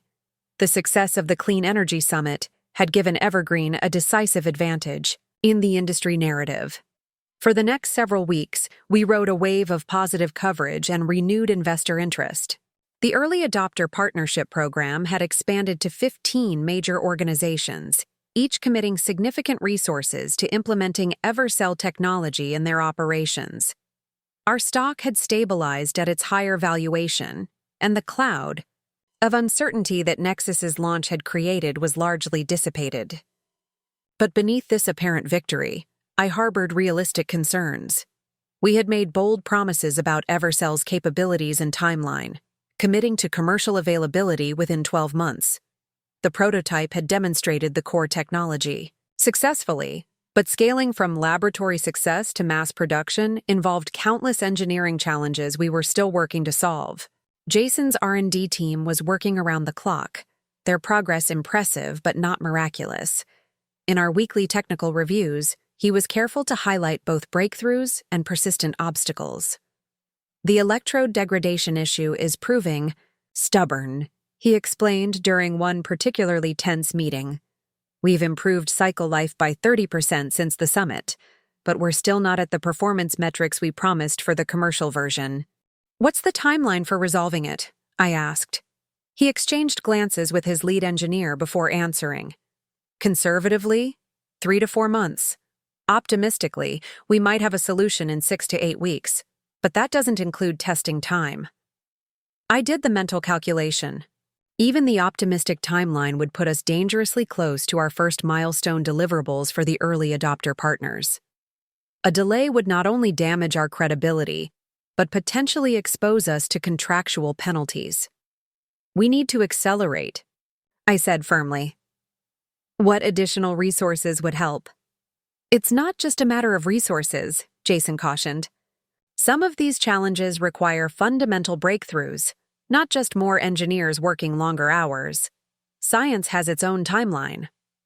I understood his point, but couldn't accept it as final. Then we need to look at contingencies. Are there interim solutions that could meet our near-term commitments while we perfect the technology? Jason hesitated. There are approaches we could take. Design modifications that would achieve the promised performance for the initial deployment. But they would involve compromises. What kind of compromises? Reduced recyclability, introducing components that aren't fully sustainable. Essentially, moving closer to the hybrid approach that Nexus is taking. The suggestion landed like a stone in my stomach. The entire premise of Evercell, the reason it had generated such excitement, was its uncompromising commitment to sustainability. Introducing elements that undermined that promise, even temporarily, struck at the heart of everything I had built Evergreen to represent. That's not an option, I said firmly. We won't compromise on the core promise of Evercell. Find another way. After the meeting, Olivia lingered in my office, her expression troubled. You know I support your vision completely, she began carefully. But is it possible Jason has a point? A temporary compromise that helps us meet our deadlines would undermine everything we stand for, I finished for her. We promised a truly sustainable solution, not another half measure. If we start making those compromises now, where does it end? She nodded, but her concern remained evident. I understand. I just worry about the pressure the teams are under. The expectations are enormous. And we'll meet them without compromising our principles, I assured her. That's what makes Evergreen different. After she left, I sat alone in my office, watching Seattle's evening fog roll in from the sound. Had I been too rigid? Was I risking the company's success by refusing to consider pragmatic compromises? The questions unsettled me because they echoed my father's criticisms too closely.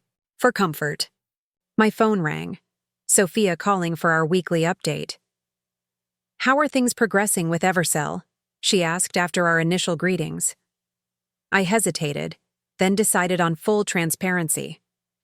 We're facing some technical challenges. Nothing insurmountable, but enough to create timeline pressure. That's not unexpected with any breakthrough technology, she observed. Are we at risk of missing commitments? Not yet. But we're having internal debates about the best approach to ensure we stay on track. What kind of debates? I explained Jason's suggestion of interim technical compromises and my rejection of the idea. I see, she said thoughtfully. And, is your position purely about principle, or is there a practical dimension as well? The question gave me pause. Both, I think. Practically speaking, if we start compromising on sustainability now, we blur the distinction between Evercell and conventional technologies like what Nexus is offering. We lose our unique market position. That's a valid business concern, she agreed. But there might be a middle path, being transparent with your early adopter partners about the challenges, perhaps adjusting expectations while maintaining the core vision. You think I should preemptively announce potential delays? Not necessarily announce, but having candid conversations with key partners could build trust and give you more flexibility. The suggestion made sense, though it carried its own risks.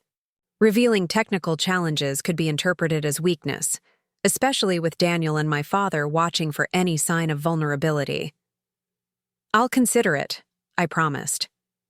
As if summoned by our discussion, my email pinged with a message from an unfamiliar address.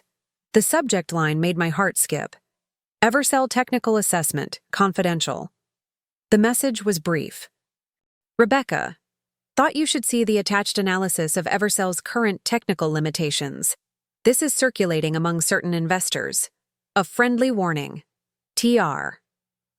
Thomas Rivera, the same engineer who had warned me about Daniel's plans months earlier. The attachment was a detailed technical document analyzing Evercell's prototype performance and highlighting the exact challenges Jason's team was struggling with.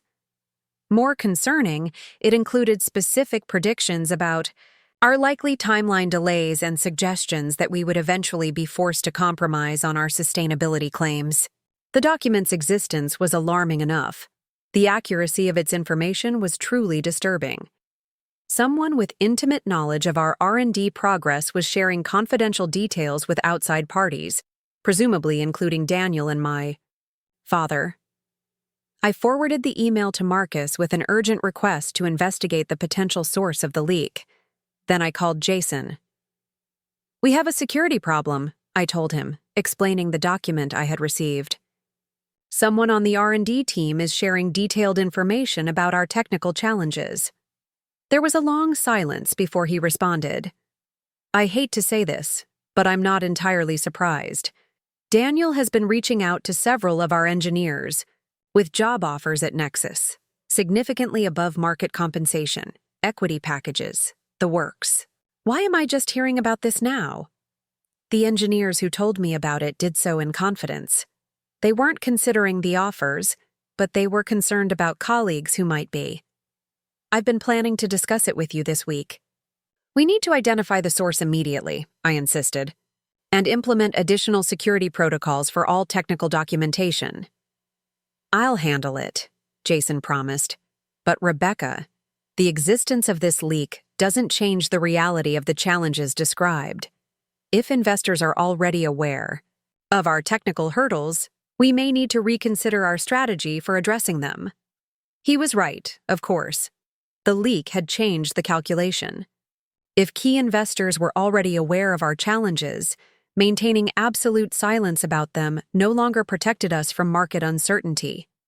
In fact, our silence might appear as confirmation that we were hiding more serious problems. The next morning, I convened an emergency meeting with the executive team, Marcus and Sophia, to develop a response strategy. We have two interrelated issues, I began. First, the security breach itself. Someone is sharing confidential R&D information with outside parties. Marcus is leading that investigation. Second, and more immediately important, how do we address the fact that detailed information about our technical challenges is now circulating among investors? The timing is suspicious. Eliza noted. Coming just as we're gaining momentum with Evercell.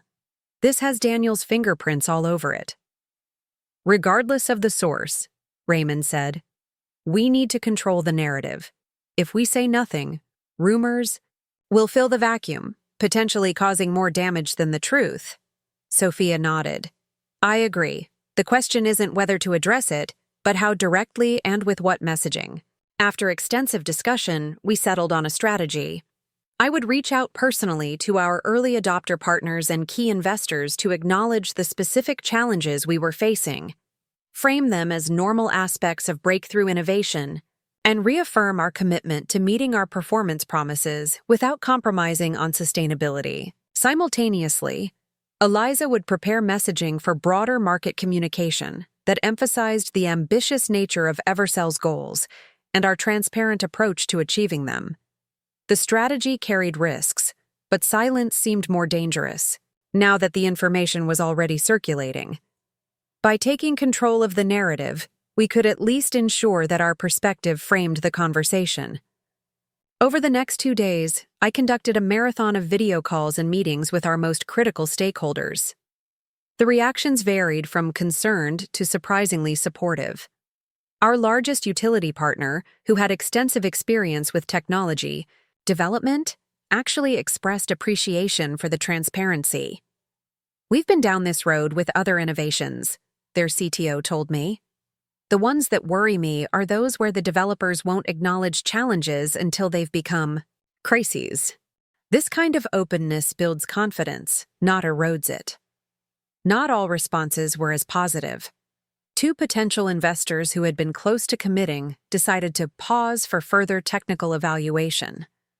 And James Peterson from Axion Ventures made a point of letting me know that Nexus was meeting all its development milestones without similar challenges. By the end of the week, the market had absorbed the news with relatively minimal disruption. Our stock had dipped slightly but stabilized quickly. Industry analysts generally praised our transparency while noting the inherent risks in our ambitious timeline.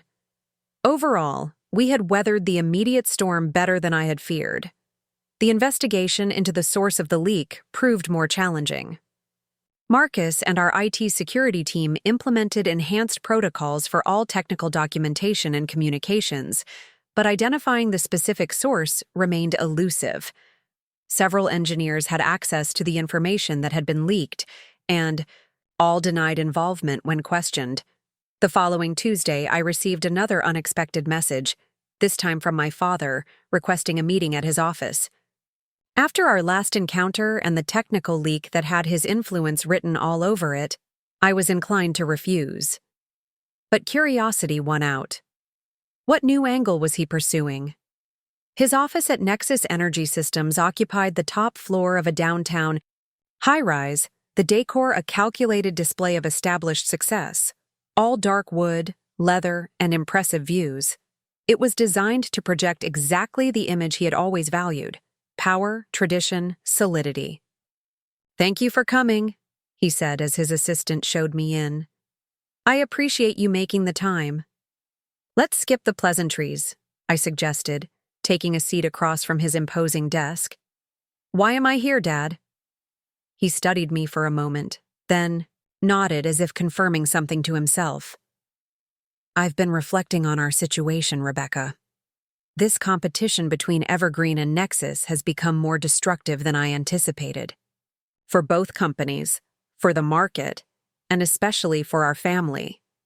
If you're suggesting another partnership that would effectively subordinate Evergreen's vision to Nexus's, save your breath.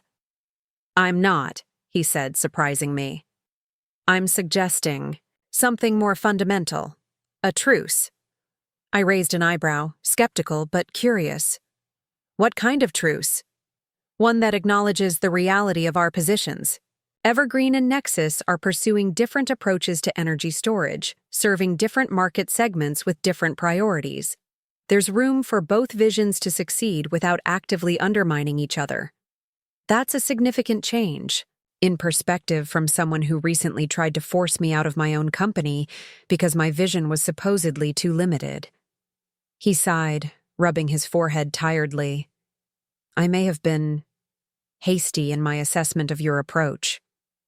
Evercell is genuinely innovative, more viable than I initially believed. The market reaction has made that clear." The admission, however grudging, was unexpected. My father rarely acknowledged being wrong about anything, especially business judgments. "So what exactly are you proposing?" "An end to the active competition. No more poaching of each other's talent. No more targeted undermining of each other's technology. We focus on our respective strengths and let the market determine where each approach best fits." The offer was tempting in its simplicity. Though, constant vigilance against Daniel and my father's maneuvers had been draining resources and attention that would be better focused on developing Evercell. A truce would remove a significant source of pressure at a time when we needed to concentrate on our technical challenges. But something felt off about the sudden olive branch. "Why now?" I asked directly. "What's changed to make you suddenly amenable to peaceful coexistence?" He hesitated, clearly debating how much to reveal. "Let's just say that certain financial realities have become clearer in recent weeks. Nexus's development costs are running higher than initially projected, and some investors are expressing concern about the direct competition with Evergreen, absorbing resources that could be better directed toward market expansion." Translation: Nexus was burning through cash faster than expected, and investors were questioning the wisdom of a head-to-head battle with Evergreen when both companies could potentially thrive by focusing on different market segments. "And Daniel? Is he on board with this truce?" My father's expression tightened slightly. "Daniel sees the business logic, yes. He's a pragmatist." The careful wording told me what I needed to know. Daniel had likely agreed to the truce out of financial necessity, not conviction. His competitive nature and wounded pride would make any peace temporary at best.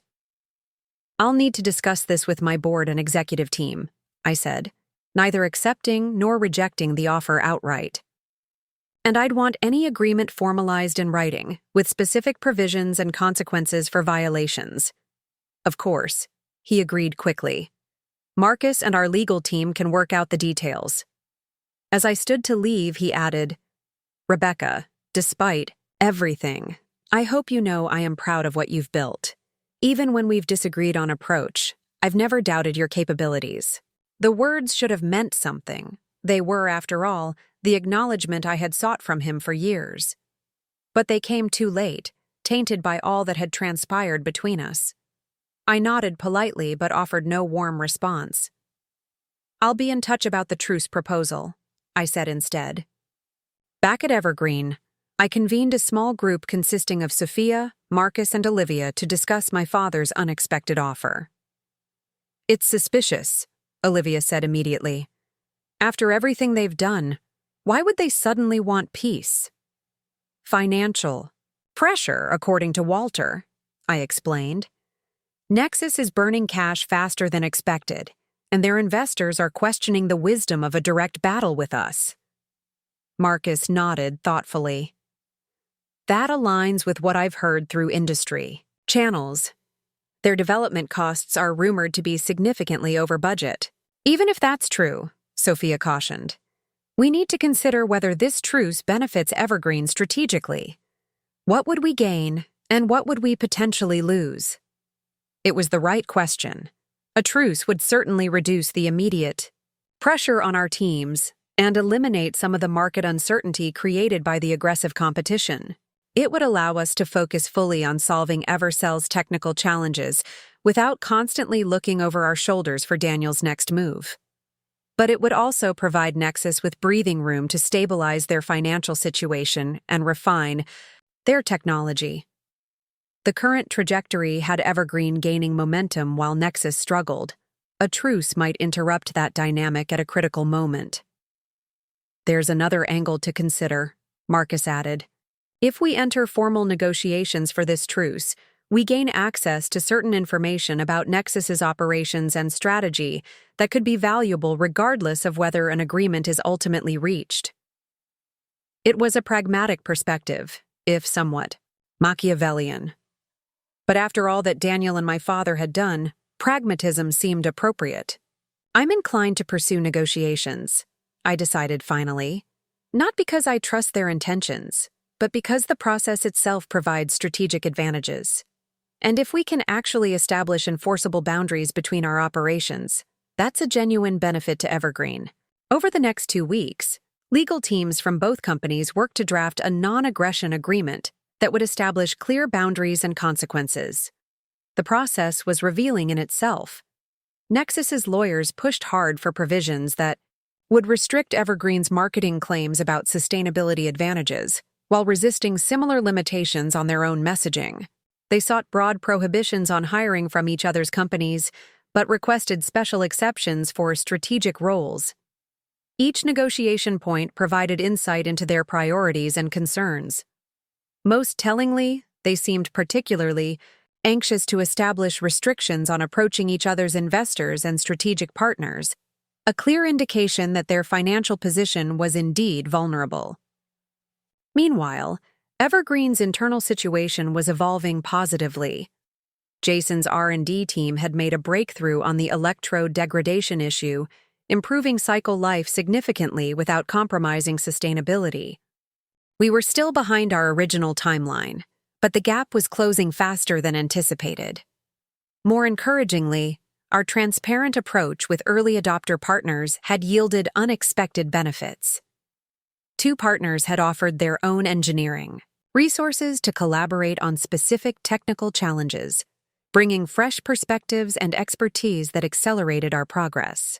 Far from weakening our position, our openness about the challenges had actually strengthened key relationships. As the truce negotiations neared completion, I received an unexpected visit from Thomas Rivera, the engineer who had warned me about the technical leak. "I hope I'm not overstepping," he said as we sat in a small meeting room away from the main office areas. "But there's something you should know before finalizing any agreement with Nexus."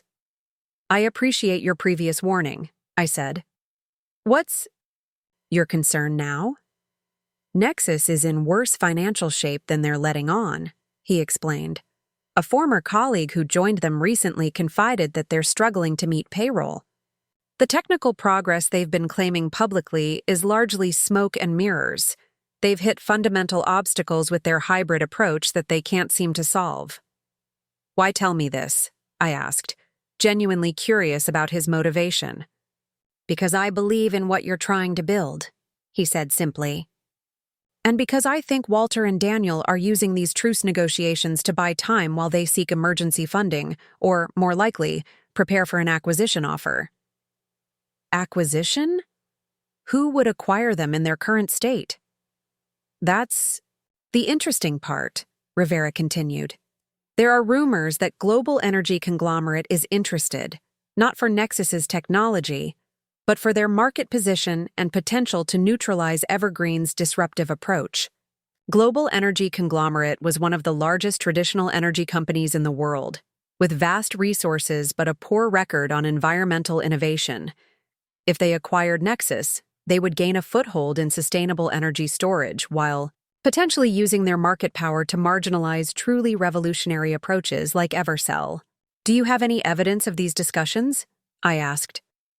"Nothing concrete that I can share," Rivera admitted. "But the timing of Nexus's sudden interest in a truce aligns perfectly with when these rumors began circulating." The information was concerning but difficult to verify. Rivera had proven reliable before, but he was working with second-hand information and industry rumors. Still, it added another dimension to consider in our approach to the truce negotiations. I thanked him for the warning and assured him I would factor it into our decisions. After he left, I sat alone in the meeting room, turning over the implications in my mind. If Nexus was truly on the verge of being acquired by Global Energy Conglomerate, the competitive landscape would change dramatically, and not in Evergreen's favor.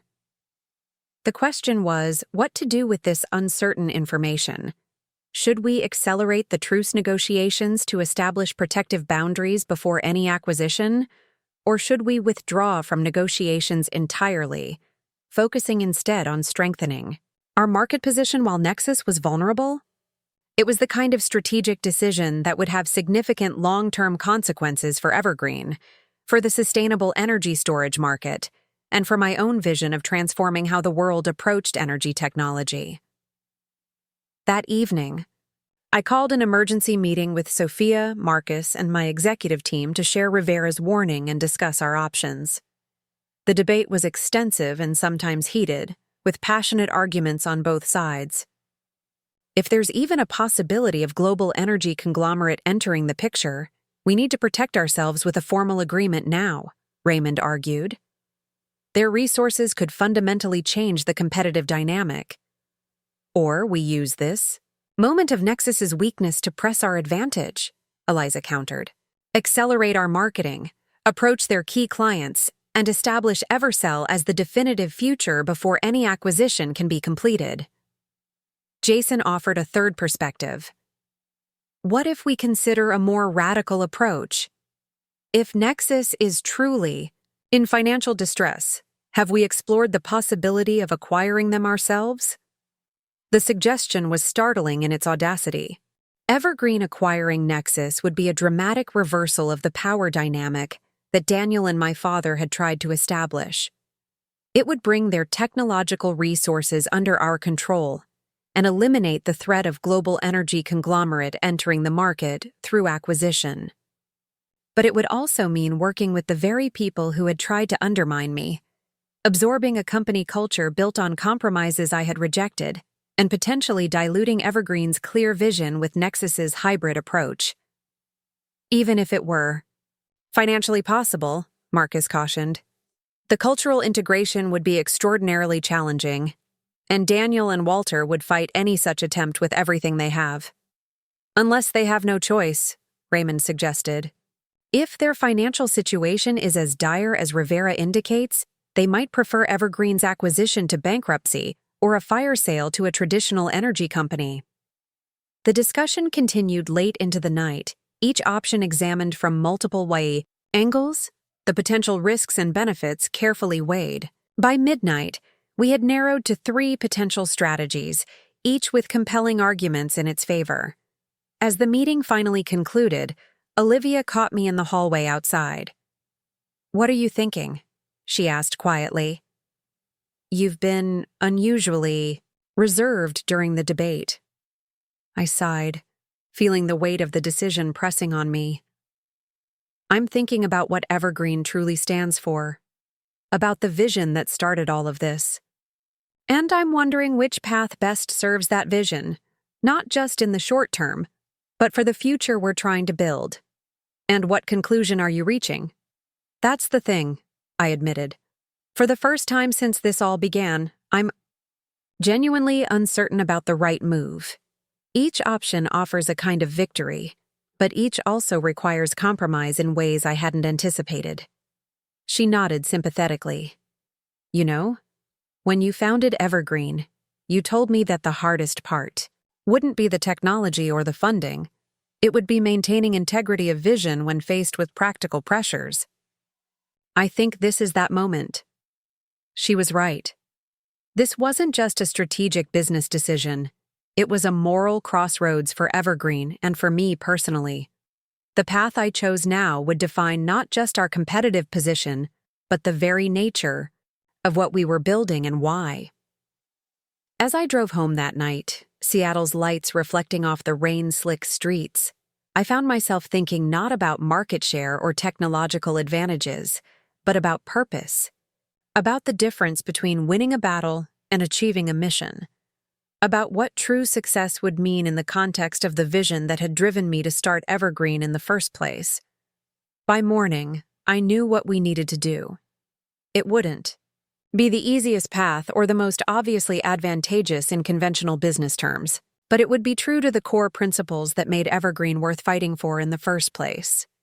I just hoped I would have the courage to see it through, whatever the consequences might be. The morning dawned clear and bright as I drove to the downtown offices of Global Energy Conglomerate. My decision had surprised everyone, Sophia, the executive team, even Olivia. But after a sleepless night weighing our options, I remained convinced this unexpected path was the right one. Rather than continuing the truce negotiations with Nexus or pursuing an acquisition, I had reached out directly to GEC's CEO, requesting an urgent meeting. The massive steel and glass headquarters loomed against the Seattle skyline, a monument to traditional energy dominance. Security escorted me through the marble lobby to the executive elevator, which whisked me to the top floor, where Eleanor Winters, GEC's formidable chief executive, waited in her corner office. Her reputation for ruthless efficiency was matched only by her company's historical resistance to meaningful environmental innovation. At 62, she had navigated GEC through 3 decades of industry upheaval, maintaining its position as a global energy leader despite increasing pressure from climate advocates and regulatory bodies. "Ms. Mitchell," she greeted me, rising from behind an imposing desk of polished walnut.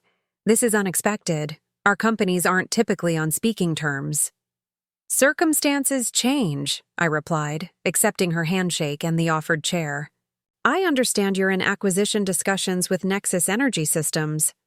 Her eyebrows rose fractionally, the only indication of surprise from her otherwise composed expression. "That would be confidential information if it were true."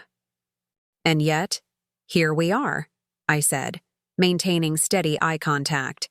"Before you finalize any agreement, I believe we should talk about the bigger picture." For the next 30 minutes, I outlined a different vision than the one she had anticipated. Not a defensive plea to preserve Evergreen's independence or a competitive counteroffer, but a bold proposal for industry transformation. I detailed Evercell's capabilities, our development timeline, and most importantly, the market shift already underway toward truly sustainable solutions. Traditional energy companies like GEC face a critical inflection point, I explained. The transition to renewable energy isn't just happening, it's accelerating. The question isn't whether to adapt, but how to lead in this new landscape. Eleanor listened intently, her expression revealing nothing as I continued. "Acquiring Nexus might seem like a logical way to enter the sustainable storage space," I concluded. "But you'd be buying compromised technology that's already becoming obsolete. There's a more visionary alternative." "Which is?" "Strategic partnership. With Evergreen. Not acquisition, but collaboration. Your global infrastructure and manufacturing capability paired with our genuinely innovative technology. GEC brings scale and distribution networks. Evergreen brings next-generation sustainability, and the credibility that comes with it." She studied me carefully. "Why approach me directly? Why not let us acquire Nexus, then negotiate from a position of necessity? Because real transformation doesn't come from tactical maneuvers. It comes from those willing to make bold choices before they're forced to." I leaned forward. "GEC faces increasing pressure from regulators and shareholders to meaningfully address sustainability. Nexus offers the appearance of change while preserving the status quo. I'm offering something more valuable: authentic leadership in the transition to truly sustainable energy." Eleanor was silent for a long moment, her gaze drifting to the Seattle skyline visible through the floor-to-ceiling windows. "Your father and ex-husband would be furious about this conversation. They prioritized control over vision. I'm prioritizing impact over ego. And what guarantees would Evergreen require to protect the integrity of your technology within such a partnership?" The question revealed her interest more clearly than any explicit statement. We spent the next hour discussing specifics, sustainability, commitments, performance metrics, operational independence. I had come prepared with detailed proposals for each aspect, having anticipated her concerns. "This is ambitious," she acknowledged as our discussion concluded. "Perhaps too ambitious for immediate decision. The energy storage market won't—" "Wait," I countered. "Neither will climate realities. And frankly, neither will Nexus's financial situation. Their cash reserves are depleting rapidly. They need acquisition or emergency funding within weeks, not months." Her eyes narrowed slightly. "You're well informed?" I have to be. The stakes are too high for anything less.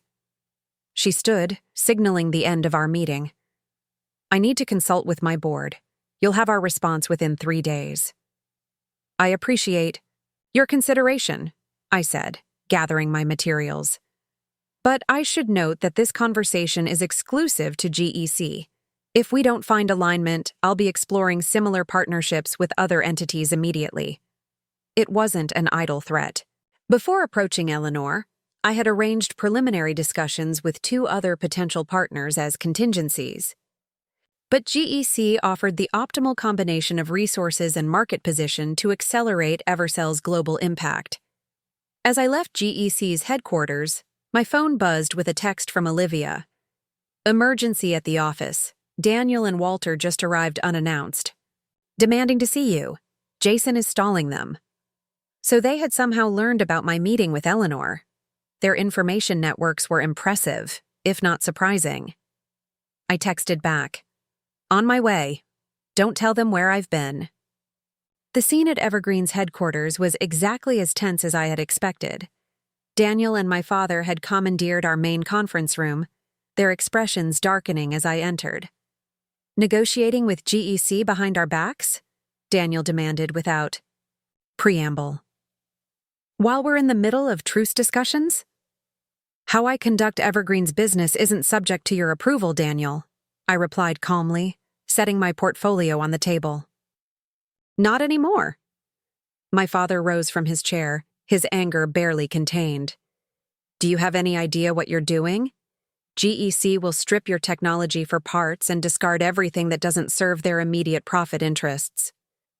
Unlike the purely altruistic approach Nexus has taken, I countered, your concern would be more convincing if you hadn't spent the past 6 months trying to undermine everything Evergreen stands for. That's different, Daniel insisted. We understand this industry. We were trying to build something viable, not just idealistic. By stealing our engineers, leaking confidential technical information, approaching our investors with misleading claims? I shook my head. Save the righteous indignation, Daniel. It doesn't suit you. Whatever you think of our methods, my father said, his voice lowering to a more reasonable tone. Partnering with GEC is a catastrophic mistake. They'll use you for green credibility while continuing business as usual. Your technology will be marginalized within their portfolio. There was genuine concern in his voice. Perhaps the first authentic emotion he had shown me in months. It gave me pause, but only momentarily. I appreciate the warning, I said sincerely. But the partnership structure I've proposed includes specific, enforceable protections against exactly those outcomes, unlike the arrangement you 2 planned for Evergreen, which would have diluted our sustainability commitment without any accountability. Daniel's expression shifted from anger to calculation. The truce offer still stands. We can find a way forward that preserves both companies' independence. While you continue seeking acquisition by GEC or another traditional energy company? I asked. The truce was never about peaceful coexistence. It was about buying time until you could orchestrate a more advantageous exit. My father and Daniel exchanged glances, confirming my suspicion. You've become cynical, Rebecca, my father said finally. Not everything is manipulation and betrayal. Coming from the 2 people who secretly planned to remove me from my own company, that's quite a statement. I moved toward the door. If you'll excuse me, I have a company to run. Olivia will see you out. As they left, Daniel paused in the doorway. This isn't over. Your GEC partnership isn't finalized yet. You're right about one thing, I agreed. It isn't over, but not in the way you think. Over the next 48 hours, Evergreen and GEC's legal teams worked feverishly to draft a preliminary agreement. The partnership structure was complex but elegant. GEC would provide manufacturing infrastructure and global distribution for Evercell technology, dramatically accelerating our timeline to mass production. In exchange, they gained exclusive licensing rights for specific market segments. Most importantly, The agreement included strict sustainability commitments and environmental performance metrics, non-negotiable elements I had insisted upon. Evergreen would maintain operational independence and control over technology development, while gaining the resources to scale globally at a pace we could never achieve alone. On the morning of the third day, Eleanor called personally. "My board has approved the partnership framework. We're ready to proceed with formal announcement and documentation." Relief and excitement washed over me. "That's excellent news. Our team is prepared to move immediately on implementation planning." "There's one more thing," she added. "We've been contacted by representatives from Nexus, urgently seeking to restart acquisition discussions." I wasn't surprised. Daniel and my father would be pulling every lever available to derail our partnership. "And?" I prompted. "And I told them we've found a more promising direction for our sustainable energy strategy." I could hear the satisfaction in her voice. Sometimes the best negotiations are the ones you walk away from. 2 weeks later, GEC and Evergreen announced our strategic partnership at a joint press conference. The industry reaction was immediate and dramatic. Our stock soared 40% in a single day.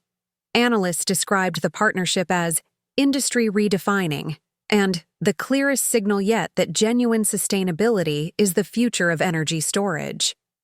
The Nexus acquisition talks collapsed the same day our partnership was announced. Within a week, they had laid off 30% of their staff as they scrambled to find alternative funding. Their remaining investors were reportedly demanding significant restructuring and a possible leadership change.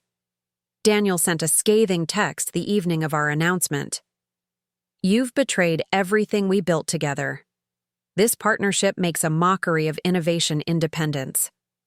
You've sold out to exactly the kind of corporate giant we founded Evergreen to challenge." I didn't respond. His message revealed exactly what I had suspected. His objection wasn't to compromise itself, but to compromise he didn't control.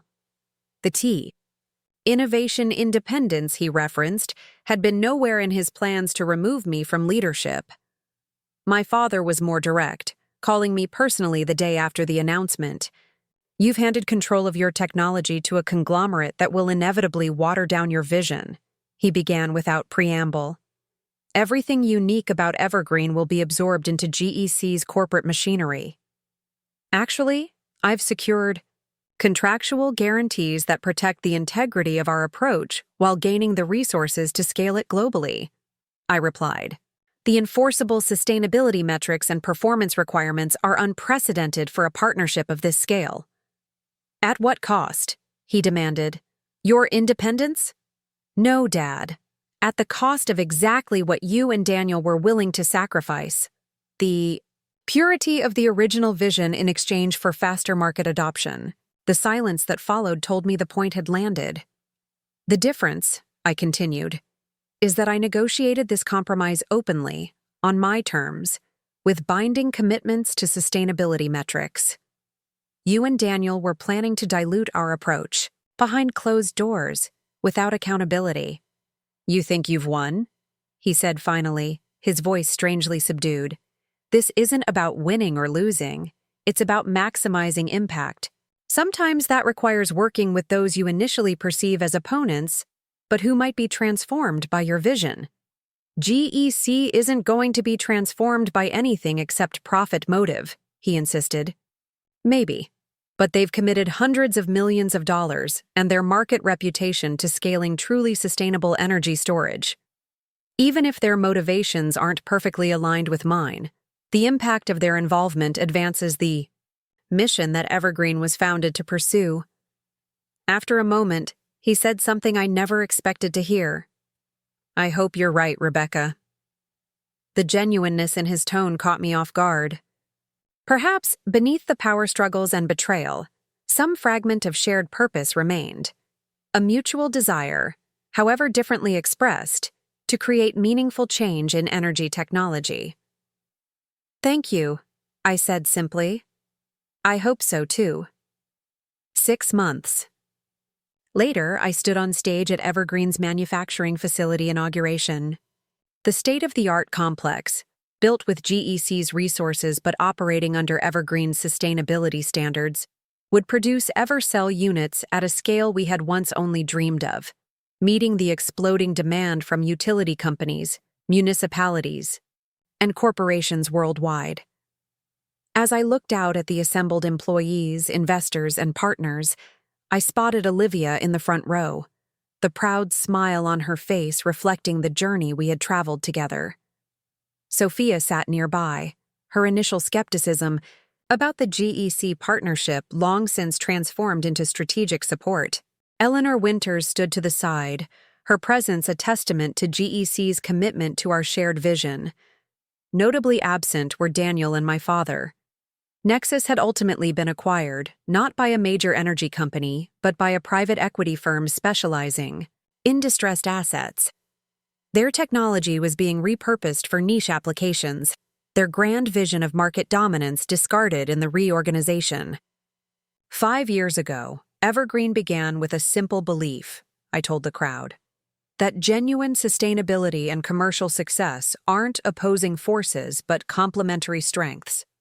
That transformative innovation doesn't have to compromise its principles to achieve global impact. Today, we prove that principle at unprecedented scale. The facility would ship its first commercial Evercell units the following week, 3 months ahead of our revised timeline, thanks to the combined engineering resources of Evergreen and GEC. Our technology would soon be transforming energy storage for communities across 6 continents. As I concluded my remarks and the celebration began, I found myself reflecting on the winding path that had led to this moment. The betrayal by those closest to me had been painful beyond measure, but it had also forced me to clarify what truly mattered, not control or vindication, but the realization of a vision bigger than any individual or company. Sometimes the greatest challenges to our purpose come from those who claim to share it. And sometimes the most unexpected allies emerge from those we initially perceive as opponents. The key is remembering what you're truly fighting for, not against whom you're fighting. In the end, the board meeting recording that had exposed Daniel and my father's plan to remove me from my own company hadn't just changed Evergreen's leadership trajectory. It had catalyzed a fundamental re-examination of what success really meant, both for me personally and for the mission I had devoted my life to pursuing. The true measure of victory wasn't maintaining absolute control, but maximizing meaningful impact, whatever unexpected form that might take. As I mingled with employees and partners celebrating our achievement, I felt something I hadn't experienced since those early days in my garage workshop.